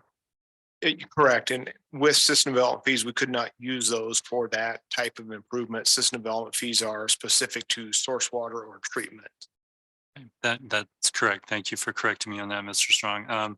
But generally, Mr. Mayor, I just wanted to make sure that the city was not going to be, there was no loss of dollars to the Board of Public Utilities if this outside user agreement was approved. That is correct. All of the development, all the pipeline would be the responsibility of Iron Horse. Thank you, Mr. Mayor. I guess, Mr. Mayor, my thought, and thank you, Mr. Strong. My thoughts on this are, as those of us that attended the Wise Water Committee meeting a week ago, I think, it was pointed out that if we develop at our current rate without any large industrial users, that we have 40 years of water. We also have around 8,000 acre feet of water currently that's usable or disposable. This project will use 8.25 acre feet of that water annually. So, I mean, those are the facts. If we don't want an outside user agreement, that's fine. That's our position. But the facts of the matter are they're going to use 8.25 feet out of 8,000 acres. And if we are, if we are facing curtailment, this 8.25 acre feet of water a year is not going to save us if we've got it or not. So it does, extend our lines up a little farther north. I'm assuming that they will essentially sign our 201 agreement, that if we ever are close to them, they will agree to annexation, and that those people that buy those homes will understand that. So, it was already alluded to, and it'll probably be brought up later in the morning. Or later in the meeting, where the county has locked us in with 5-acre ranchettes to the north and the east. So this does provide a little bit of room for growth and potentially for growth to the north. So, I understand we need to look at water and we need to look at our landscaping requirements. But like I said, if we're facing curtailment, having this extra 8.25 acre feet of water is not going to make any difference. Thank you, Mr. Other Mayor. comments from members of the governing body? Dr. Aldrich. Mayor Collins, through you. I'm curious as to a couple of comments that were made by Mr. Kaufman. When we met Mr. Kaufman in your office at one point, one of the things that you had mentioned was that your property that we're talking about here, the Iron Horse community, is not annexable, nor would it be eligible for annexation I am guessing at any time. And so I'm curious if that's correct. I'm also curious about if if the county commissioners said you simply had to seek an outside user agreement, or if you had to, and then they would allow you to do the 2-well option, or if you had to actually be refused an outside user agreement before they would allow the 2-well option, or if they are basically saying you can't have the 2-well option.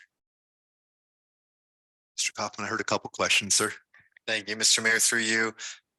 So to answer those questions first, with respect to the county process, the recommendation of the Laramie County Planning Commission was to obtain an outside user agreement, not just seek it. Hopefully that answers that question. And then the first question with respect to the annexation. So currently, as we've researched it and assessed it under the statute, we're not annexable. There is no contiguity with the city of Cheyenne. And candidly, I would welcome any further discussion on that, but we've had some mixed conversations with you all about whether annexation is even something that is of interest to the city, with, again, rural development that is higher density than 5 acres, but still not high density, and whether that makes sense. So I don't know that annexation is or isn't on the table. Currently, we don't believe that we are annexable as is now. Thank you. I also had a question, Mayor Collins. I believe that I had heard that the BOPU board had made a do not recommend recommendation on this project. That's not true. Okay, it was a do recommend? Mayor Collins, through you. The board reviewed the information presented by staff and provided a notification to the governing body that we do have the water supply to serve this development, but knew the decision on this outside use agreement needed to rest with the governing body on whether it moves forward or not. Thank you. And my last comment is in regard to something that Mr. White said when he mentioned all of the individuals who have been given outside user agreements previously. I think that obviously all of those were done, or the majority of those were done prior to my term on this council. But I do believe that our weather patterns have changed, whatever that cause is, and that we've been in a drought for a very long time. I really chafe at the idea that we're asking our residents to conserve water and to curtail their use of water, or our landscaping, or a variety of things. And yet we continue to look at these outside water use agreements. think that a lesson we probably should have learned is from the South Side Water and Sewer District. That has not necessarily been beneficial to us in the current state that we find ourselves in, along with the annexation pieces. So those are all kind of things that are leading me to be a no vote this evening. Other comments from the governing body? Dr. Rainey, did you have one? Yeah, I do. The councilwoman from Ward 3 comment triggered something in my memory, and I think I read it correctly. But somewhere in all the materials on Iron Horse, and maybe Mr. Kaufman or Mr. Palma can answer this, I thought there were restrictions. Essentially, the water could only be used for, they were only going to have enough water to be used for what domestic use and with, and 1,000 square feet. there were some limitations placed on their water use. If that's Mayor Collins, through you, Frank Strong with the Cheyenne Board of Public Utilities. We did include in our recommendation that was sent to the governing body that the outside user agreement be crafted to allow only for drinking water, indoor use, and drip irrigation adjacent to the building or the structure. So they would not have large landscape yards. It was very minimal water usage. Thank you, Mr. Mayor. That was my point in bringing that up. I had read that, and obviously it was in Mr. Strong's memo somewhere along the line. So yes, we are looking at cutting back, water use for our citizens, but they're already imposing restrictions on what Iron Horse is not going to be allowed to use water to the same level a city resident would be able to. Mr. Seagrave. Mr. Mayor, with that thought in mind, who's going to enforce that? Who has the authority to enforce that? Thank you. Good question, Madam Attorney. Mayor Stephanie Bosser, Cheyenne City Attorney. I think we'd be in a similar situation that we are with regard to Southside Water and Sewer District. Correct. Any other comments from members of the governing body? All right, hearing none, we have a motion before us to provide an outside users agreement for Iron Horse. All those in favor, please signify by saying aye. Aye. Those opposed? No. I see the hands of the noes. Mr. Seagrave, Mr. Roybal, Mr. Laybourne, Dr. Aldridge, Mr. White, the outside user agreement fails, and we're on to the next item. The next item is number 20. Resolution pursuant to Wyoming Statute 15-9-106, finding and declaring Jolly Rogers an expanded downtown in the city of Cheyenne as blight and authorizing the redevelopment thereof. All right, state law requires a blight designation in order for our Urban Renewal Authority to be able to work with an area.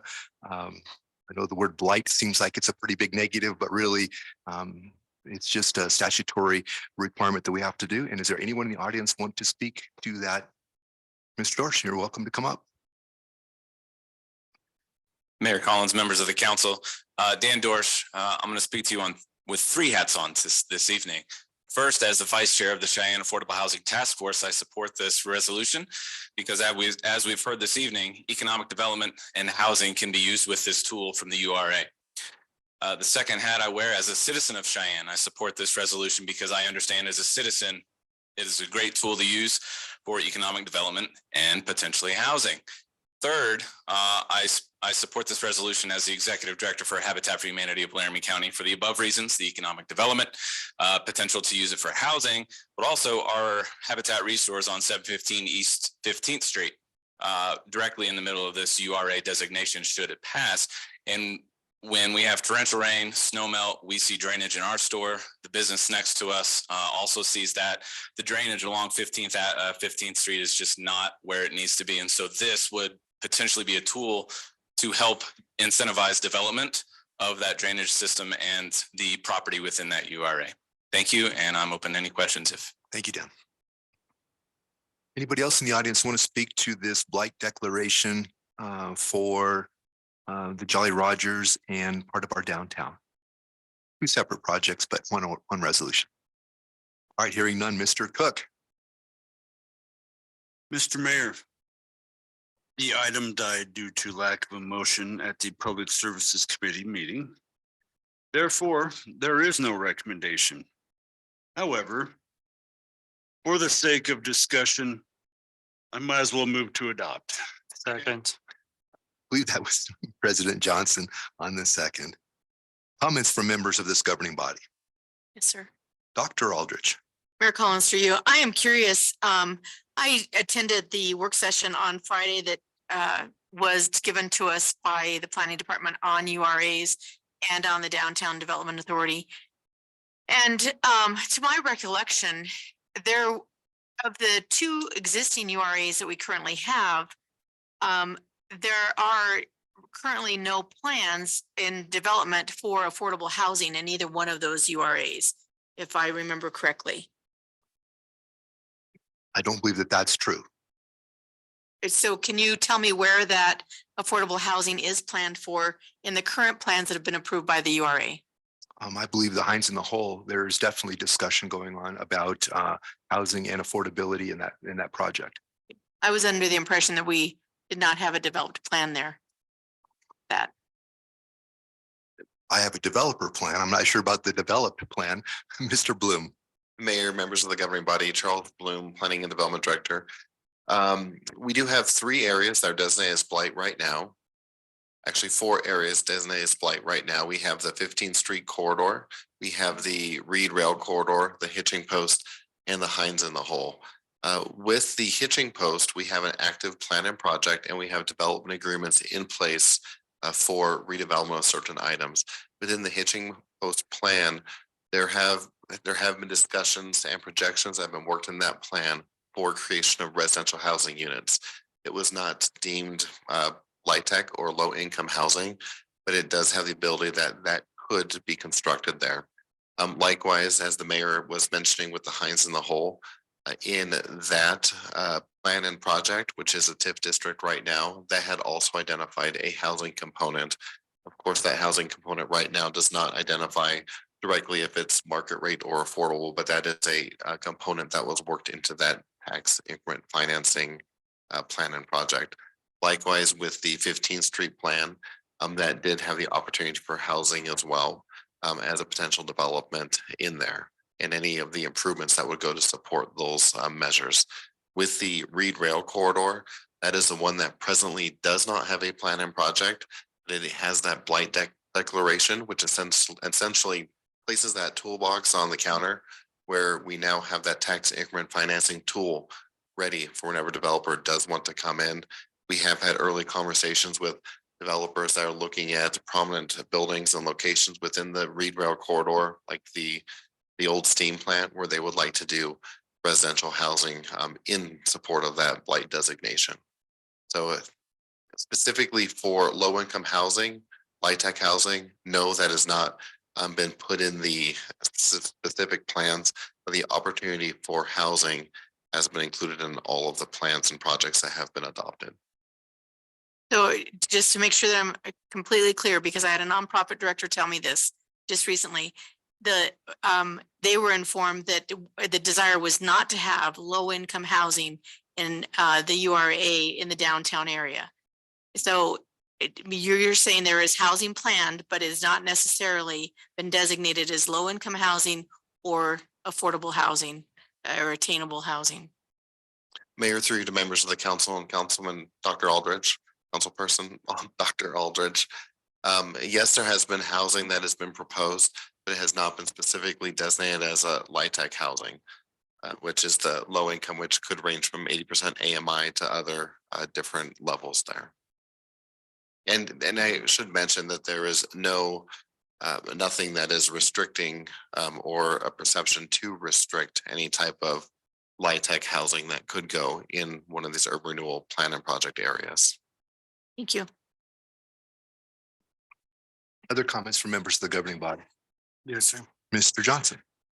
Since I was chairing on Friday, and it segues into this conversation. The one thing that I think people get confused is that they view URAs and TIFs as monolithic, and that's not the case, as what was kind of briefly touched upon in regards to the past DDA TIF that was through that zone when Diane Light, that was kind of brought up. That's one specific type of TIF. And then, but URAs can be used. And then the thing is with all projects, you have ebbs and flows. And so there was a lot of talk in regards because there wasn't activity on some of our current URAs. What you see with most of these projects is you'll see one project move forward several steps at once, and then it may have a lull, and then another one that we have out there will have movement, and some of them may have no movement. But basically, because they're out there, they're actually identifiable for their certain area. And I think that was kind of a misconception that because we were adding more URAs and TIF districts in the community, that they didn't actually serve their own independent purposes. And I thought that was kind of, just a misnomer from our work session, that we were looking at specific projects for each TIF and URA zone, that all of them were not the same. Mr. Seagrave. Mr. Mayor, maybe a little clarification on the Jolly Rogers portion of this. Until recently, last year or two, that has been a occupied, productive, tax-paying piece of property. What has happened? Why does it need this designation? Lonnie, is that you, sir, to answer that question? I don't know if you heard it, Lonnie, but he was asking, Jolly Rogers used to be a going business tax paying area. Why was it now a URA area? Mayor, through you to Councilman Seagrave, Lonnie Olson, Planning and Development Department. We've had conversations with the current owner of Jolly Rogers, and they have a water line running through it that really limits the development. So this would be used to help move that water line down lower. And they do seek, it's currently for sale and they have a few redevelopment plans, but they do seek to redevelop it into a community entity. And did the existing business move? Through you to the council, that is correct. Jolly Rogers did move. Yeah. So it's currently a vacant lot that. Mr. Mayor. Yes, Mr. Seagrave. Thank you. Are we going to do this for every empty building or every empty property in the community that needs a water line moved? I mean, think of all of the redevelopment projects that are completed by private industry. What I'm asking, what makes this different? What makes this the exception? Lonnie, do you understand the question? Please. Mayor, through you to Councilman Seagrave, Lonnie Olson, Planning and Development Department. So with Jolly Roger, it wasn't just that. We had 3 other conditions of blight. So we had 4 conditions in total. So we had deteriorated or deteriorating structures, predominance of defective or inadequate street layout, faulty lot layout in relation to size, accessibility, and usefulness, and unsanitary, unsafe conditions. So with Jolly Roger, it is also the parcel that is taken into consideration with how it is on US 30 and also Whitney. So that creates an interesting access, and it doesn't have many roads that could facilitate it. So this is just helping helping them with redevelopment. We do not intend to just willy-nilly create these. We have staff has went out there, examined it, and did see that there was good redevelopment potential, and that TIF could help them utilize TIF could help them redevelop. Did that answer your question, Mr. Seagrave? Dr. Rainey. Mr. Mayor, I also understand that the Jolly Rogers sanitation system was not hooked up to city sewer, but there was a lagoon present on the site. Is that accurate?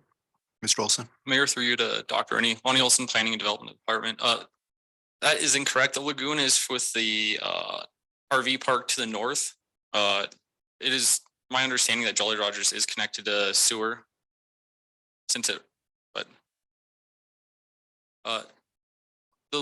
That is incorrect. The lagoon still is in place.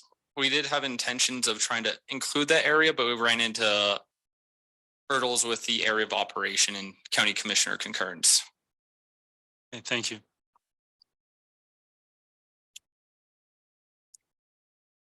So we have a motion. Anybody else on the city council, the governing body? Mr. Laybourne.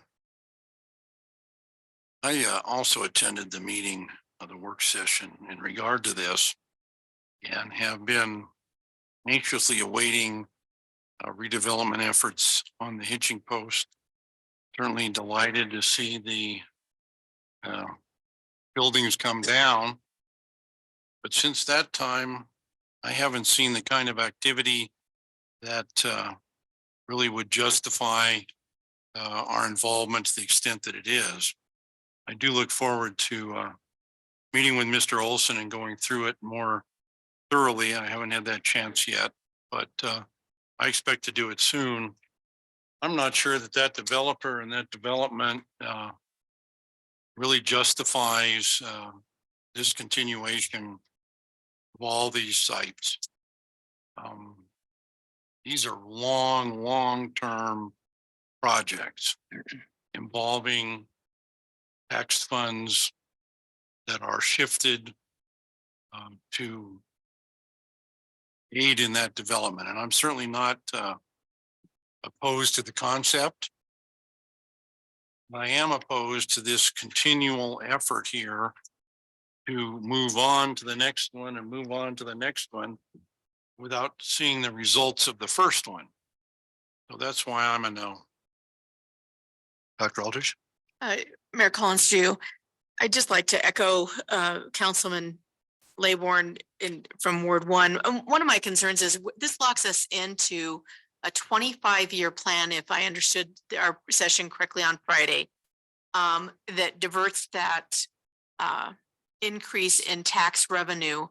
And I'm really hesitant to move on and to take on too many of these where our hands are tied with our tax revenue and our tax base. When we don't know, we don't know what the economic future brings. And I know that we have to sometimes make decisions based on without that knowledge. But I'm just concerned that, we have the three of these. Now we're looking at this one. I've heard rumors about the mall being considered for URA. I'm just really concerned that we may be taking on more than what we might be able to fiscally manage over 25 years. Mr. Seagrave? Mr. Mayor.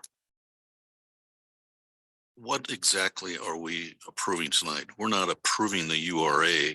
We're just allowing staff to move forward. Is that correct? Yes, sir. We're doing the statutory requirement of finding blight in the area, which once you find blight, then it allows for the URA process to go through and our board can make the determination what makes sense. So will this ever come back to us? Yeah, I think the plan and project has to come back to us, if I remember correctly, Madam Attorney. Mr. Mayor, through you, Stephanie Boster, City Attorney. That's correct. Thank you. Charles, that's right. The plan and project has to go to the Planning Commission to us one more time. Correct. Thank you. Any other comments from members of the governing body on this blight designation? All right, hearing none. All those in favor, please signify by saying aye. Aye. Those opposed? No. Mr. Laybourne and Dr. Aldrich are no's. The resolution is approved. Next item is number 21, resolution authorizing the mayor and the city clerk to sign a final plat for Sunrise Hills North Subdivision, a replat of a portion of tract 25 Del Range Edition, Laramie County, Wyoming, located northwest of and adjacent to the intersection of Thomas Road and Ridge Road. All right, this is a final plat that will allow for 7 single-family homes to be or single-family lots to be developed on a piece of property we annexed earlier in this meeting. Is there anybody in the audience who want to speak to this final plat? All right, hearing none, Mr. Cook. Mr. Mayor, the recommendation of the Public Services Committee is to adopt, and I so move. Seconded by Mr. Seagrave. Comments from members of the governing body? Hearing none, all those in favor, please signify by saying aye. Aye. Those opposed? The final plat is approved. Next item is 22, resolution authorizing the mayor and the city clerk to sign a final plat for Christensen Park, second filing, a replat of lot 15 Christensen Park, City of Cheyenne, Laramie County, Wyoming, located northwest of the intersection of Cribbin Avenue and Dodge Court. All right, and we also have a plat here that would allow for 6 duplex lots to be developed. Is there anybody here in the audience who want to speak to that resolution before us? Hearing none, Mr. Cook. Mr. Mayor, the recommendation of the Public Services Committee is to adopt, and I so move. Seconded by Mr. Seagrave. Any comments from the governing body on the final plat? Hearing none, all those in favor, please signify by saying aye. Aye. Those opposed? The final plat is approved. Next item is number 23, resolution to initiate annexation proceedings by the City of Cheyenne for an area generally located west of Interstate 25, north of State Highway 210 east of Round Top Road and south of Horse Creek Road, commonly known as Francis E. Warren Air Force Base, Wyoming. All right, is there anybody in the audience want to speak to this resolution to encourage our staff to initiate annexation proceedings? Mr. Through you, Mr. Chairman, Mr. Michael White. I'd like to speak to this. I remember in 2001 when this was brought up and it was not passed, but I'd like to go over a few things that I've learned over the days. And the main question I have is what services is the city going to provide to F.E. Warren Air Force Base? Friday, I contacted U.S. Senator Loomis's office and U.S. Senator Barrasso's office. Senator Loomis gave me some initial through staff, and she will continue to give me some information. Today, I contacted Troy Thompson from the commissioners. I guess his indication is that that's up to the governing body for you guys to decide what you want to do. But visiting the website for the city has currently assessed that their goal was to do 65 properties that they want to annex into the city. I guess it kind of behooves me that this particular property wasn't brought up in the 18 months timeframe that the city council wants to do, but that's perfectly acceptable if you want to do it. So I have a lot of questions. I know the ability for population growth. If you get some more people that are under the city, you can get more revenue to the city, which is understandable. The Air Force Base is what they call tax exempt for governments. So tax exempt means that basically people don't collect a whole lot of taxes. And the final thing is I think the governing body, which I know they will consider, they're the governing body, but actually the owner of the property is the taxpayer. And as being the owner of the taxpayer, that's why I've contacted the U.S. Congress representatives and senators from our state to find out what the legality of this is, and also to make sure all the annexation rules are followed, and to be proactive in understanding what you guys are trying to do. Thank you. Anybody else here today to speak to this resolution before us? All right, hearing none. I believe we go to Mr. Cook. Getting towards the end now. Mr. Mayor, the recommendation of the Public Services Committee is to adopt, and I so move. Second. Seconded by Mr. White. Mr. Mayor, Mr. Cook. I move to amend by substitute dated July 3rd, 2023. Seconded by Mr. Seagrave. As I understand it, the substitute is basically just an updated land description. Is that correct? Mr. Mayor, that's correct. Okay. So we'll go to the audience. Is there anybody in the audience want to speak to the substitute, which just corrects the description of the property? Hearing none. Oh, Mr. White. Through you, Mr. Chairman, Michael White, could you guys describe what the substitute is on the actual description of land? Does it include the property next to State Highway 210, which is currently the parking lot for Cheyenne Frontier Days? No, sir, we annexed that a year ago. Okay, thank you. Anybody else in the audience on this substitute? How about from the governing body? All right, hearing none, we're on the substitute. All those in favor, please signify by saying aye. Aye. And those opposed? All right, the substitute is approved and we're back on the main motion. Any comments from members of the governing body? Mr. Laybourne.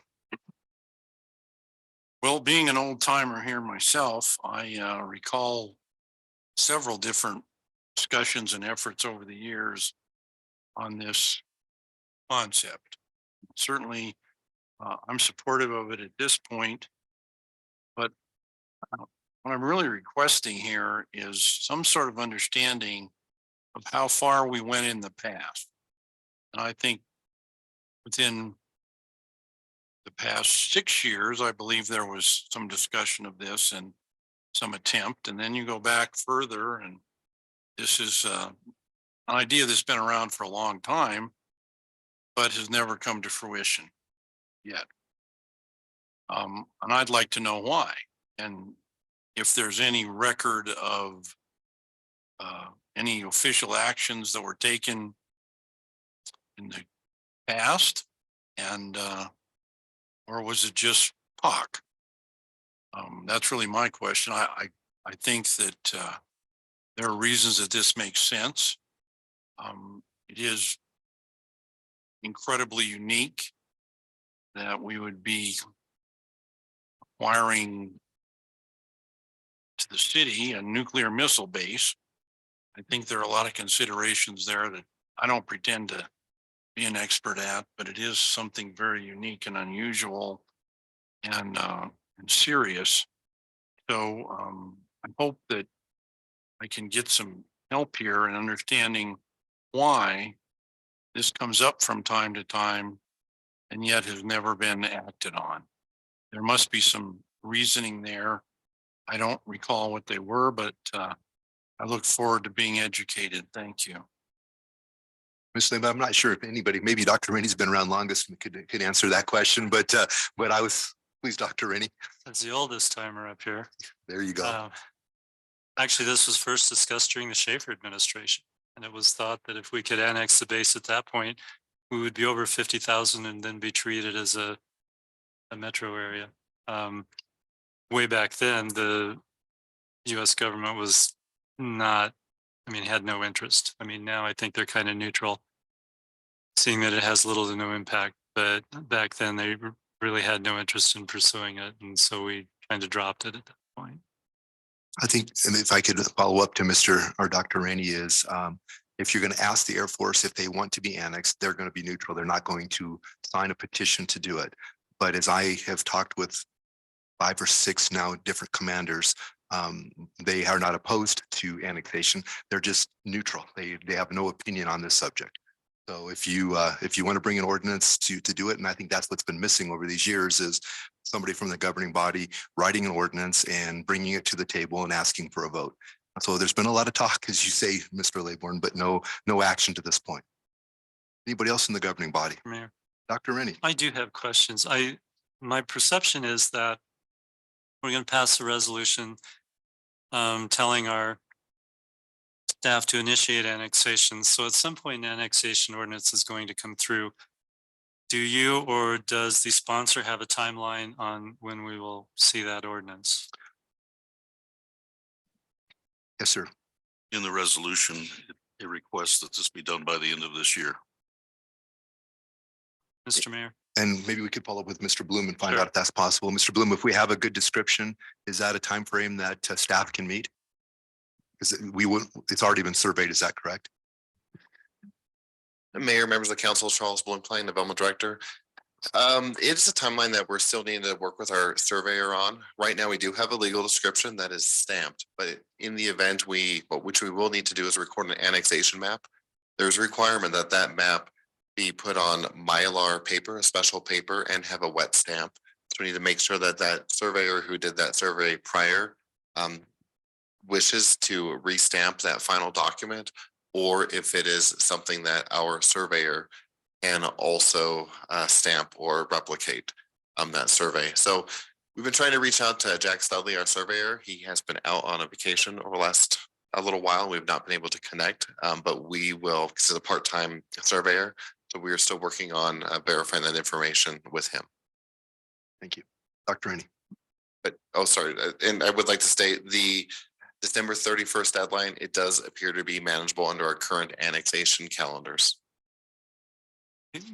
Thank you, Mr. Mayor, for that part of it. But to me, it seems to be there's more to it than just having the maps accurate and adopted. Maybe they're already in place or close to being in place, but I would think we will have to have an MOU with the base in regard to, I know they're going to continue handling their own police and fire situations. Does the UDC apply to the base or does it not? There, have we had any discussions with the commissioners on what the revenue impact will be to their budget? I think you said one point in the past, Mayor, that maybe we could phase in, some of the losses that the county may experience. So just to me, it seems there's a lot of questions out there that would probably require an MOU. And maybe, as I said, maybe a lot of that's in place, but I'm assuming we'll get more information than just a map and saying we're going to annex. Mr. Bloom, you want to address at least the part about UDC and that? Yes, Mayor through to Council Member Rennie. We presently have a zone district that was established in 2012 with the Unified Development Code called military, and that essentially exempts any property that's zoned military, which the base would be, from any of the Unified Development Code regulations. So they would be exempt. Nothing would change with their processes and those items. There are other elements of municipal code that we do need to look at. One of them is our solid waste ordinance that requires city solid waste service for all residents. That one would have to be looked at.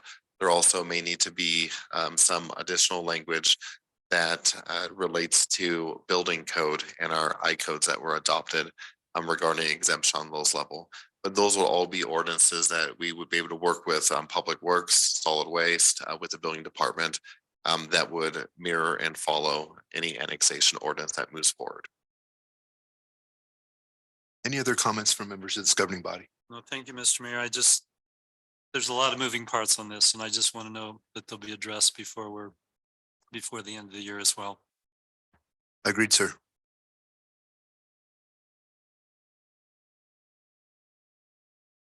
Anything else, sir? Mayor, members of council, the one other thing Mr. Lloyd just had noted was there is a phasing approach for the changes in tax distribution. I believe that is based on a 5% change in the way the tax distribution moves between the municipality and the county. That is something that we would have to work with the Department of Revenue on and the city attorney's office to identify how that occurs. A little bit of background on the way that tax distribution goes in the state. This is sales tax. This is a lot of that previous discussion that we had regarding the outside water user agreement. Every 10 years with a decennial census, which is the ones that end 2020, 2030, 2040, the sales tax distribution, as well as other taxes like fuel tax, other items, that is recalculated. So if an annexation occurs that meets that threshold of a 5% shift, then there essentially is a 5-year plan where essentially taxes are weaned from the county and given to the city. So it's a 20%, 20% additional, 20% additional until it reaches that 100% amount. And that is how it is done under state statute in the event of a large annexation, to make sure the municipality isn't absorbing a large population of folks and not having the funding mechanism to support it. Thank you, Mr. Bloom. Any other comments from the governing body? Hearing none, we have a motion or a resolution to initiate annexation proceedings. All those in favor, please signify by saying aye. Aye. And those opposed. The ordinance or the resolution is adopted as amended. Next item, please. Next item is 26A, Memorandum of Understanding between the Cheyenne Historic Preservation Board and the Cheyenne Masonic Building Association regarding the fulfillment of the match requirement for the Wyoming State Historic Preservation Office certified local government grant awarded to the Historic Preservation Board for a building assessment of the Masonic Temple. All right, so this is an MOU that would allow us to get a grant to assess the Masonic Temple. The temple has gotten smaller and they got a huge building that they can't quite use anymore or the full extent. So they're hoping to subdivide that and find some tenants to help keep that building alive. And so that's the purpose of this MOU. And if there's anybody in the audience here to speak to that, we'd love to hear from them. Not an easy chair to get out of.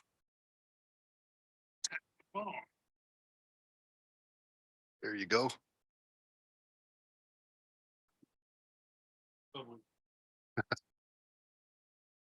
Good evening, sir. Thanks for sitting through our meeting. Oh, I loved it. Mayor, to you and through you. My name is Kelly Davis. I'm representing the Cheyenne Masonic Building Association. And we're here to save a building. It was built in 1901, burnt down in 1903. Been rebuilt. 1929, there was an addition built to the building. That addition is a gymnasium. It has a theater and drop scenery. It's got 3 stories, got a dining room, it's got a kitchen, it's got a library. And the books are all on file with the state library. It's if you've ever been in it, you know what I'm talking about. The workmanship that it represents. Inside the one room, the lodge room, there's wheels that are built, wood carved wheels. I suppose they're about maybe 8 feet, 10 feet wide. They hold the ceiling. They're called the wheels of the universe. It's really a fantastic building. We're going to lose it. We don't have the membership we used to have. And we saw this started coming down the pike, 10 years ago, 15 years ago. Back in 1984, the building was put on the Registry of Natural Historical Sites. So it's a landmark, it'll be a loss. 10 years ago, we talked about it, but the ball just kept getting down the road. Now we're at a point where we can't support it anymore. We need to open it up for public uses. And the initial things we're looking at is, we got that dining room and kitchen to be a catering type of kitchen. I was talking to a friend of mine who's the executive director of a state association. And he was saying, gosh, during the legislative session, it'd be nice for their members to go to some place to have a meeting with the legislators other than Little America, because they couldn't afford the cost of Little America. And he's Mason. He mentioned, what about using the Masonic Temple? Good idea. Problem is, well, it's not handicap accessible. It's a big step. We don't know, the fire that we had in 1903 was an electrical fire, and we kind of got the same wiring in there that we had back then. It's not ready for it. The body, the members are ready for it to open it up. Renting out the theater section for whether it's weddings, for funerals, for plays, productions. They have the mindset now, this is a thing they need to do. But we have to have funds for it. And the first step of getting funds is having an assessment to see what is it going to take to fix this thing, to make it so it could be rented out for public utilization, whether we're putting the museum in there, an art gallery, or whatnot. And that's what this memorandum of understanding is about. Is getting an architectural and engineering assessment of the building to see what the status is. The next step, when we're seeking grants from other entities, they're going to want to know, is it handicap accessible? Number one, they're going to want to know what's the condition of the building. So this is really the first step. And so we already have the funds from SHPO. Just we have to have the memorandum of understanding, because we can't do it alone. We're not going to use the building just by ourselves. It's going to be used for public. But we need to start somewhere, and this is what this is about. So we'd appreciate your consideration. Thank you, sir. Appreciate you. Open for any questions. Anybody? Mr. Laybourne.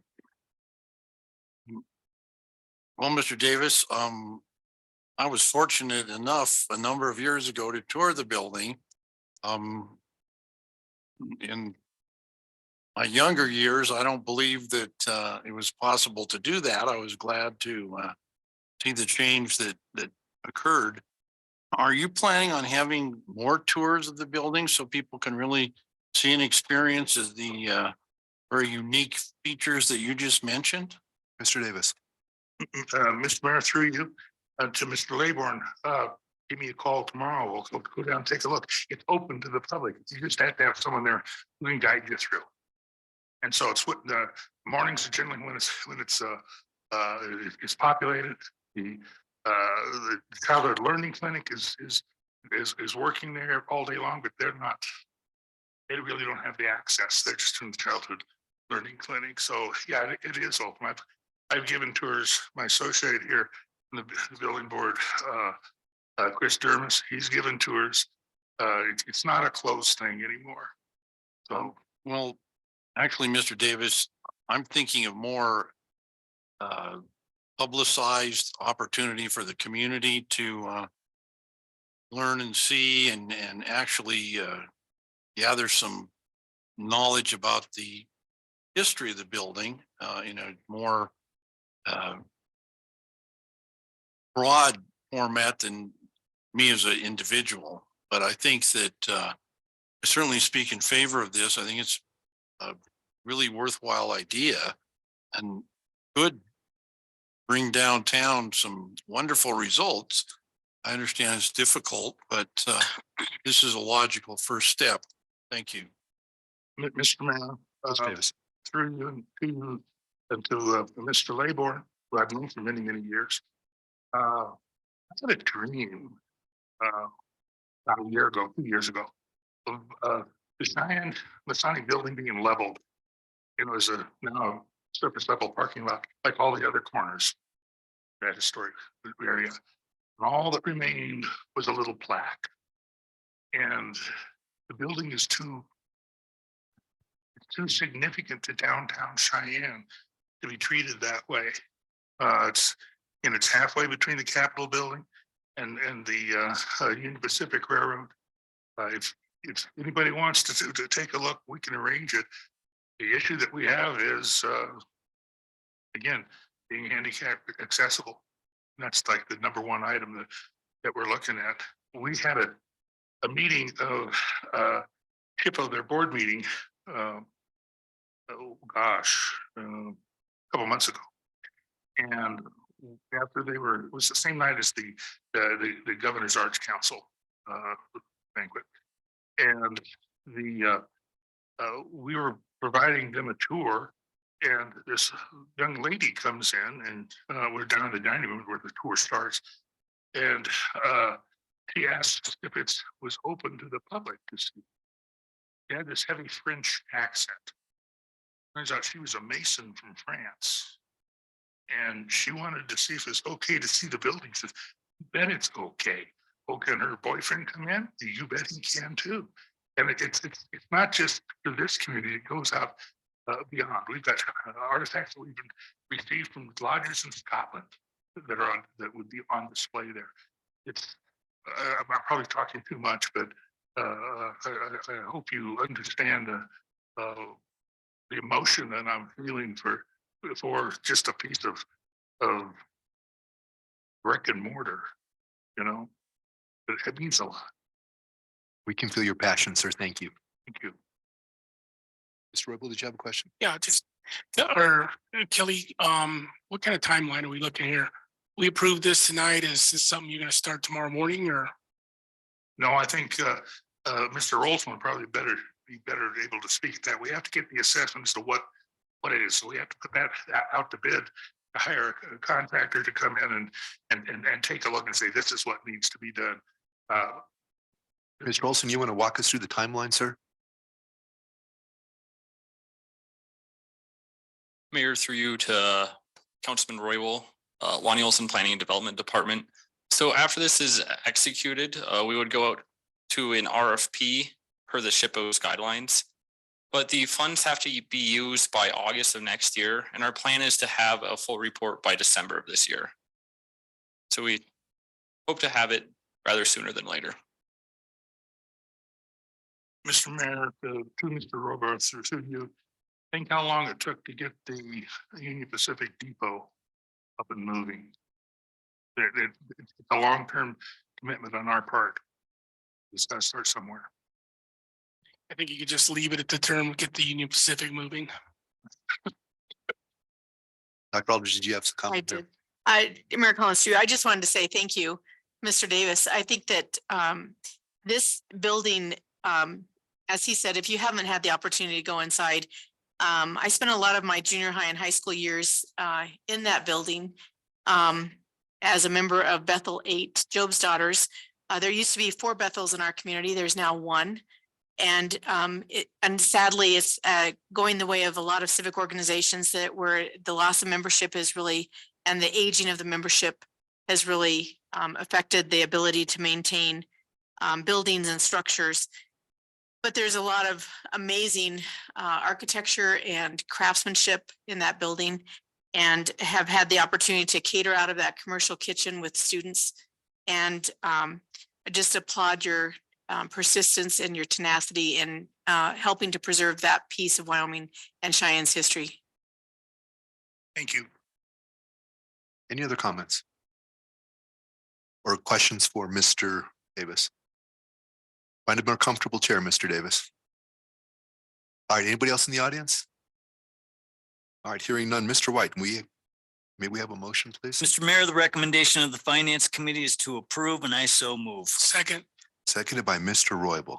Comments from members of the governing body? All right, hearing none. All those in favor, please signify by saying aye. Aye. Those opposed? The memorandum of understanding is approved.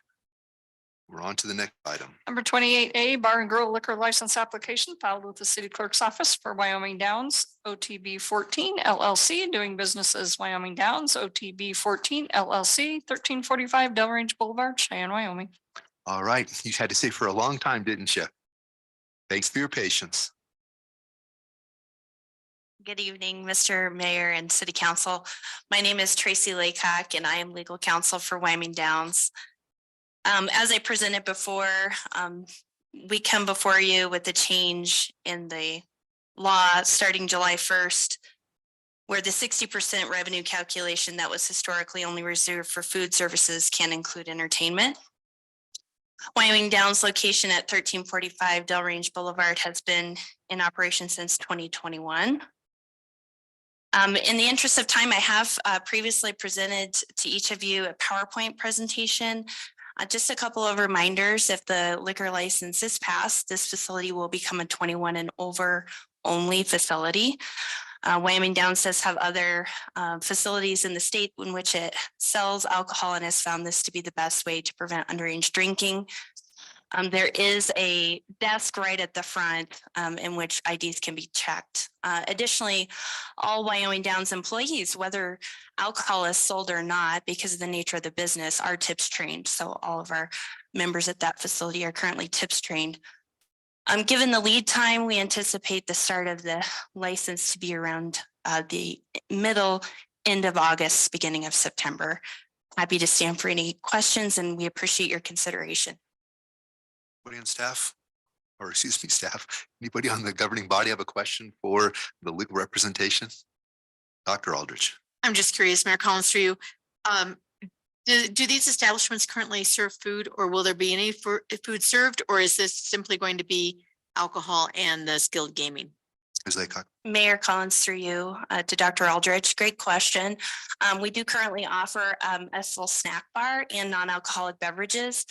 And we did apply, and the city had already been out for the checking of the grease trap. And so the restaurant license today, they said that inspection would that inspection would stand, and so they don't need a new inspection. So we anticipate the restaurant permit, the city restaurant permit, to also be approved. Any other questions of their legal representation? Thank you, ma'am. Anybody else in the audience want to speak to this? All right, hearing none. Mr. White. Mr. Mayor, the recommendation of the Finance Committee is to approve, and I so move. Seconded by Mr. Roybal. Comments from members of the governing body. Dr. Rennie. Mr. Mayor, first of all, I'd like the city clerk to tell us how many bar and grill licenses we will have or will receive as of July 1st. Mr. Mayor, Chris Jones, City Clerk, through you to Dr. Rennie. Effective July 1st, we had 7 additional bar and grills, which of course includes the entertainment piece to it. We have approved one of those, which will be issued shortly. This would be the second one that leaves 5 available. Thank you, Mr. Mayor.